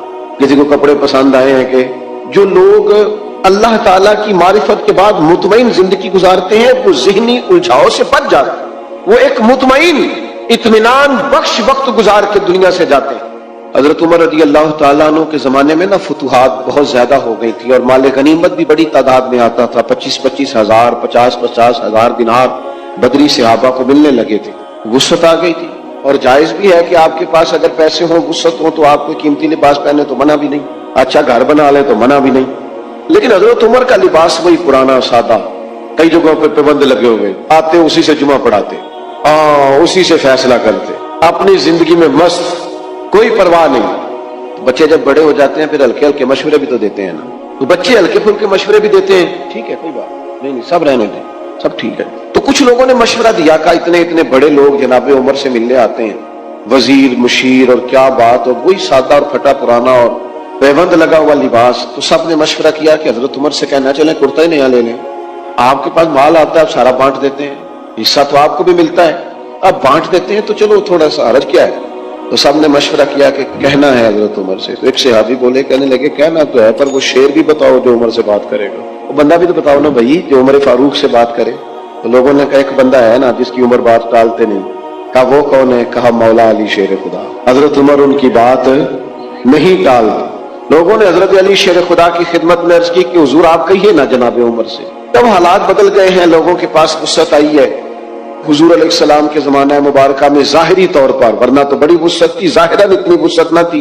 جناب صدیق اکبر کا زمانہ بھی کچھ ایسا ہی تھا. تو اب تو بڑا مال غنیمت آتا ہے اور حالات اور کیا اور ہیں، تو حرج کیا ہے اگر نیا کرتا لے لیا جائے. تو حضرت علی کہنے لگے بالکل تمہاری بات ٹھیک ہے، توجہ ہے نا آپ کی، اور عمر سے کہنا بھی چاہیے. پر فرمانے لگے یہ بھی مجھے پتا ہے میں کہوں گا تو وہ مان لیں گے، اور یہ تمہیں بتاؤں میں نے کوئی نہیں کہنا، میں نہیں کہوں گا کیونکہ میں عمر کی طبیعت کو جانتا ہوں. کہا پھر کیا کریں؟ فرمایا سیدہ عائشہ صدیقہ سے کہو، وہ ماں ہے نا مومنوں کی، حق رکھتی ہیں. لوگوں نے یہ سارا مدعا جناب عائشہ صدیقہ سے بیان کیا. بلایا جناب عمر، دوڑے حاضر ہوئے. اما جی حکم ہو. پردے کے پیچھے بیٹھ گئے. فرمایا عمر اب اللہ نے وسعت کر دی ہے، مال آ گیا ہے، گنجائش آ گئی، تو آپ نیا کرتا لے لیں، کیا حرج ہے؟ حضرت فاروق اعظم چپ کر گئے. بزرگوں کے سامنے جو منصب کے لحاظ سے بزرگ ہوں، بڑے ہوں، ان کے سامنے زیادہ باتیں نہیں کرنی چاہیے. حضرت عمر چپ کر گئے. کہا جی آپ حکم کریں، شام سے پہلے کرتا بدل لو گا. لیکن فرمانے لگے ایک بات کرنے کی اجازت ہے، ایک بات کہنے کی اجازت ہے. کہا کہیے. توجہ ہے آپ کی میری طرف؟ تو حضرت عمر فرمانے لگے اماں جی یہ جو میں نے کرتا پہنا ہے نا، حضور کے زمانے میں بھی میں اسی طرح پہنتا تھا، حضرت صدیق کے زمانے میں بھی اسی طرح پہنتا تھا. میرا دل کرتا ہے میں اسی طرح رہوں جو میرا رنگ حضور کے دور میں اس میں بڑا راضی ہوں، بڑا مطمئن ہوں، یہی میرا طریقہ ہے. بس جناب عمر نے بات کی تو جواب کوئی نہیں آیا. تھوڑی دیر کے بعد جناب عائشہ صدیقہ کے رونے کی آواز آئی اور جناب عمر فاروق سے فرمانے لگی آپ جائیے، جو صحابہ نے فرمایا تھا وہ بھی ٹھیک ہے، پر جو آپ کہہ رہے ہیں وہ تو بالکل ہی ٹھیک ہے. اس لیے کہ معرفت الہی، محبت الہی، توکل، صبر، شکر، قناعت، خودداری، عزت نفس پیدا کرتی انسان کو یہ چیزیں پیدا کرتی. اور یہ حاصل کیسے ہوتی ہے؟ فتح بھی ہوگی حضور کی پیروی سے، نبی پاک کی غلامی سے، نبی پاک کے نقش قدم چلنے سے. ہم صرف اور صرف اس زندگی میں مطمئن رہ سکتے ہیں جو زندگی ہمیں مدینے والے محبوب نے عطا فرمائی. اگر ہم وہاں سے ہٹیں گے، اگر ہم وہاں سے چند قدم پیچھے ہٹیں گے، ہمارے لیے نقصان ہوگا. دیکھیے نا، عظیم سنت ہے نبی پاک کی اپنے دل کو صاف رکھنا، لیکن ہم نے بوجھ ہی بڑے بنائے ہوتے ہیں دل پہ. ایک بٹن ٹوٹ جائے نا، گلے کا ایک بٹن، تو محفل میں کسی کو بھی نہ پتا ہو تو جس کا ٹوٹا ہوتا ہے وہ بڑا پریشان ہوتا ہے، یار میرا بٹن ٹوٹا ہوا ہے. ایک تنکا صرف آپ کی داڑھی پہ لگ جائے نا، ایک بال چھوٹا سا، تو جب تک بندہ اتار نہ لے مطمئن نہیں ہوتا. ذرا سی یہاں مٹی لگی ہو تو سارے کہتے ہیں یار تیرے چہرے پہ مٹی لگی ہوئی. آپ کئی بار آئینہ دیکھتے ہیں پھر جا کے اطمینان حاصل ہوتا ہے. تو میرے بھائی یہ جو لوگ کہتے ہیں نا میں بے چین رہتا ہوں، بور بڑا ہوتا ہوں، تو ان کے دل پر بھی کوئی میل کچیل چڑھ گئی. یہ باطن اگر اپنا صاف کر دیں گے نا، یہ چڑھ جاتی ہے میل کچیل. مجھے بتائیں، بندہ حسد کرے اور پھر سکون سے رہے، یہ ہو سکتا ہے؟ دل میں بغض رکھے اور سکون سے رہے، یہ ہو سکتا ہے؟ وہ تکبر کر رہا ہے، کسی کو حقیر جان رہا ہے، پھر سکون سے رہے، یہ ممکن ہے؟ جب ہم اپنی طبیعت پر، باطن پر بوجھ، میل کچیل چڑھا لیتے ہیں، نقصان ہوتا ہے. جب دل پوری طرح صاف ہو گیا، پرواہ کوئی نہیں ہے، اللہ کے ہر بندے سے پیار ہے، ہر صحیح العقیدہ کی محبت ہے، ہر ایک کے بارے میں دل میں گنجائش ہے. پاک ہوئے تے پاک ہی ملتا ہی، تے بنا پاکوں پاک نہیں ملتا. سارے جسم دے دھون دے نالوں ایکو تولا ٹکڑا دل دا. آپ دل صاف رکھیں گے نا، دل صاف، یہ حضور کی عظیم سنت، یہ والی اتباع کریں گے نا نبی پاک کی، آپ بڑی ہلکی پھلکی زندگی گزاریں گے. آپ کو مطمئن ہوگا کہ آپ الجھیں گے نہیں. آپ دیکھیے نا، ترمذی میں حدیث ہے، حضور علیہ الصلوۃ والسلام نے فرمایا، اے انس، اے میرے بیٹے، آپ سے ہو سکے تو صبح اس حال میں کیجئے گا کہ آپ کے دل میں کسی کا بغض نہ ہو. اور حضور فرمانے لگے، یہ میری سنت ہے، دل میں بغض نہ رکھنا، یہ میری، بولیے، یہ میری سنت ہے. اور میرے عزیز، دل میں صفائی، ستھرائی. صحابہ فرماتے ہیں، حضرت عبداللہ ابن عمر فرماتے ہیں، ہم ایک دن نا حضور کی بارگاہ میں بیٹھے تھے، 2-3 لوگ، دروازے پہ دستک ہوئی. نبی کریم نے فرمایا، دروازہ کھولو، جو بندہ دروازے پہ آیا جنتی ہے. کہتے ہیں ہمارا تو رشک سے حال ہی کوئی نہیں تھا جسے حضور نے جنتی کہہ دیا. دروازہ کھولا تو بندہ بڑا سادہ سا، تازہ اس نے وضو کیا ہے، پانی کے قطرے داڑھی سے گر رہے ہیں، جوتے اس نے بغل میں دبائے ہوئے، آ کے حضور کی خدمت میں بیٹھا، کوئی کام کہا، وہ رخصت ہو گیا. کہتے ہیں ہمیں بڑے رشک آیا کہ یار کمال آدمی ہے، حضور نے جنتی فرما دیا، یہ تو کمال ہو گئی. فرماتے اتفاق کی بات یہ کہ اگلا دن آیا، وہی ٹائم، وہی وقت، اسی طرح ہم بیٹھے تھے، پھر دستک ہوئی. حضور نے فرمایا، کھولو دروازہ، جو آیا ہے وہ جنتی ہے. کہتے ہیں اب تو حال ہی کوئی نہیں تھا ہمارا تڑپنے والا، اس لیے کہ دروازہ کھولا تو بندہ بھی وہی تھا جو کل آیا ہے. مسند امام احمد بن حنبل میں روایت موجود ہے. فرماتے ہیں حسن اتفاق کے تیسرا دن، وہی ٹائم، وہی وقت، اسی طرح ہم بیٹھے تھے، دروازے پہ دستک ہوئی، محبوب فرمانے لگے، کھولو، وہی جنتی آیا ہے. فرماتے ہیں ہمارا حال نہیں تھا کوئی، اس پر ناز کرتے، رشک کرتے، غبطہ ہوتا. بندہ آیا، سادہ بندہ، جوتے سائڈ پہ رکھے، پانی کے قطرے داڑھی سے گر رہے تھے، وہ کام کیا. جب وہ باہر نکلا تو حضرت عبداللہ ابن عمر کہتے ہیں میں بھی اجازت لے کے اس کے پیچھے ہو گیا. میں نے کہا یار 2-3 دن اپنا مہمان بنا لو گے؟ 2-3 دن، یہ بڑا عجیب کام ہوتا ہے نا، 2 گلیاں چھوڑ کے کسی کا گھر ہو تو وہ کہے مجھے مہمان بنا لو. تو کچھ ہوتے ہیں نا ایسے بھی مہمان، تو بن گئے مہمان، مجھے مہمان بنا لو. کہتے میں نے کہا بھائی میں کوئی امیر آدمی نہیں ہوں، غریب ہوں، جو روکھی سوکھی کھاؤں گا تمہیں بھی ملے گی، آ جاؤ. حضرت عبداللہ فرماتے ہیں 3 دن اور 3 راتیں میں اس کا مہمان رہا. میں پتہ کرنا چاہتا تھا وہ کیا عمل کرتا ہے جس کی وجہ سے نبی پاک صلی اللہ تعالی علیہ وسلم نے جنت کی بشارت دی تھی. میں معلوم کرنا چاہتا تھا، لیکن آپ فرماتے ہیں میں نے کوئی ایسی بات دیکھی نہیں. وہ عشاء پڑھ کے سوتا، فجر کی نماز تک سویا رہتا، اور میں تو درمیان میں اٹھ کے تہجد بھی پڑھتا تھا. وہ تو صرف کروٹیں بدلتا تو اللہ کا ذکر کرتا، باقی وہ ساری رات اس نے عشاء سے لے کر فجر کی اذان تک آرام کیا. فرماتے ہیں وہ تو تھوڑے صدقات کرتا تھا، میں زیادہ کرتا تھا. میں بڑا حیران تھا کہ 3 دفعہ نبی پاک صلی اللہ تعالی علیہ وسلم نے جنت کی بشارت عطا کی ہے، اور بندے کا حال یہ ہے کہ کوئی خاص عبادت نہیں. تیسرے دن میں چھٹی لے کے اس سے اجازت لے کے جانے لگا تو وہ بھی حیران تھا کہ 3 دن بندہ راہ ہے، سمجھ کوئی نہیں آئی. فرماتے میں نے بھی اسے کہا یار مجھے ضرورت نہیں تھی، اصل بات یہ ہے تو بندہ بڑا کمال ہے، 3 دن تک نبی پاک نے تجھے جنت کی بشارت دی ہے. میں تو 3 دن 3 راتیں تیرا مہمان رہا، پتہ کروں تو کیا عمل کرتا ہے تاکہ میں بھی کروں اور وہ فضیلت میں بھی پالوں جو تجھے حاصل ہے. فرماتے ہیں وہ کہنے لگا عمل کوئی بھی نہیں، وہی ہے جو آپ نے دیکھ لیا ہے. 5 نمازیں پڑھتا ہوں، حسب توفیق صدقہ کرتا ہوں. تو کہتے ہیں میں نے اس سے کہا یار کچھ تو ہوگا نا جو اتنی شان. تو کہنے لگا ایک چیز میرے پاس ہے، یہ آپ نے یاد رکھنی ہے، یہ ہماری محفل کا نچوڑ ہے. ایک چیز ہے، وہ کیا؟ کہنے لگا میرا دل بڑا صاف ہے، عداوت کوئی نہیں، حسد کوئی نہیں، بغض کوئی نہیں، اناد کوئی نہیں، اسی کسی دے کچھ بھی نہ لگ دے، نہ کوئی ساڈا دردی، ہم نے کوئی رٹا نہیں، کوئی کسی سے تنازع نہیں. اس نے مجھے سلوٹ کیوں نہیں کیا، فلانے نے سلام کو نہیں کیا، فلانے میرے وہ بچے کے دن رکھنے تھے مجھے بلایا کیوں نہیں، فلانے نے مشورہ کیوں نہیں کیا، منگنی پہ کیوں نہیں بلایا، ایک بندہ کیوں بلایا. میرا رٹا کوئی نہیں، دل صاف ہے. حضرت عبداللہ ابن عمر فرماتے ہیں میں سمجھ گیا. میں نے کہا تیرا دل صاف ہے نا، تو پھر مدینے والے محبوب نے بھی 3 دفعہ جنت کی بشارت عطا فرمائی. عزیز بھائیوں، ہم نے اتباع رسول کرنی، पैरवी करनी है नबी पाक की, यही मार्फत इलाही का बड़ा जरिया है। सादा जिंदगी गुजारनी है, दिलों को साफ रखना है, अपने मामलात को पूरी तौर पर अल्लाह के सुपुर्द करना है। बातें ज्यादा हो नहीं सकती, वक्त के दामन में इतनी गुंजाइश नहीं समेटने लगा हूं। एक बात मैंने जरूर करनी है, आप इतनी मोहब्बत से दोस्त जमा हुए हैं, पहले अल्लाह ने कभी फिर मौका बनाया तो किसी खुली जगह पे बैठेंगे इंशाअल्लाह ताला। अब जो पीछे हैं वो ज्यादा परेशान है, उनको मौका नहीं मिलेगा। एक बात जरूर आपसे अर्ज करनी है, दिलों पे जो बोझ होंगे ना वो हमें अपनों से दूर कर देंगे। गलतियां हो ही जाती हैं। अच्छा मैं आपको बताऊं, अपनों की गलतियों का हमें ज्यादा पता इसलिए होता है कि हम उनके साथ भी ज्यादा रहते हैं। इंसान होने के नाते कमजोरियां दूसरों में भी होती हैं, पर वो दूर होते हैं तो हमें पता नहीं ना होता। कमजोरियां इंसानों में रहेंगी, लेकिन ये जो हम अदावत पाल लेते हैं ना, आप यकीन करें, एक बूढ़े बुजुर्ग मुझसे कहने लगे, पीर साहब बच्चे लड़ के लैदा लैदा होए ने, ऐसी मियां बीवी सब तो छोटे ना ला, उन चूंकि भरा लड़े ने, ऐसी दूजे के घर नहीं जा सकते। तो कहते हैं बच्चों की माँ का ये हाल है कि वो खिड़की खोल के बैठ जाती है कि मेरे बच्चे गुजरेंगे तो मैं उन्हें देख लूं, खिड़की खोल के बैठी रहती है कि मेरा बड़ा बेटा गुजरेगा तो मैं देखूंगी। और यार इतनी अदावतें, इतनी तकलीफें। लोग कब्रिस्तानों में निरे जनाजे पढ़ने जाते हैं, सिर्फ जनाजा, ताकि लोगों को पता चले मैं आया हूं, वरना हमने दिल सख्त कर लिया। तबीयतों में घुटन है, हमारे लहजे तल्ख है। हम हुजूर का मिलाद मनाने आए हैं और नबी पाक की गुलामी इत्तिबा का तो सबक ये है कि जो पत्थर भी मारे ना ताइफ वालों ने और तकलीफ भी दी, तो सहाबी ने कहा हुजूर करे ना दुआ ये तबाह हो जाए, तो फरमाया दुआ नहीं करनी इनकी तबाही की, इसलिए कि ये नहीं मानते तो इनकी आने वाली नस्लें मान जाएंगी। दिल को सख्त नहीं किया, अपने दिल में लोगों के, मक्के वालों ने क्या कुछ नहीं किया, पर एक दफा माफी मांगी, महबूब ने कई दफा माफ फरमाया। तो मेरे अजीज, इत्तिबाए रसूल असल है, और इत्तिबाए रसूल में दो चीजें बुनियादी हैं, एक सादा रहे और एक दिल को साफ रखे। ये दो काम अगर करेंगे जिंदगी बड़ी ठंडी महसूस होगी, मेयारी महसूस होगी। आप एक बार का जिक्र है, दिल्ली में सूफियों के सरदार अल्लाह के वली हजरत ख्वाजा निजामुद्दीन औलिया रहमतुल्लाहि अलैह अपने खानकाह में बैठे थे।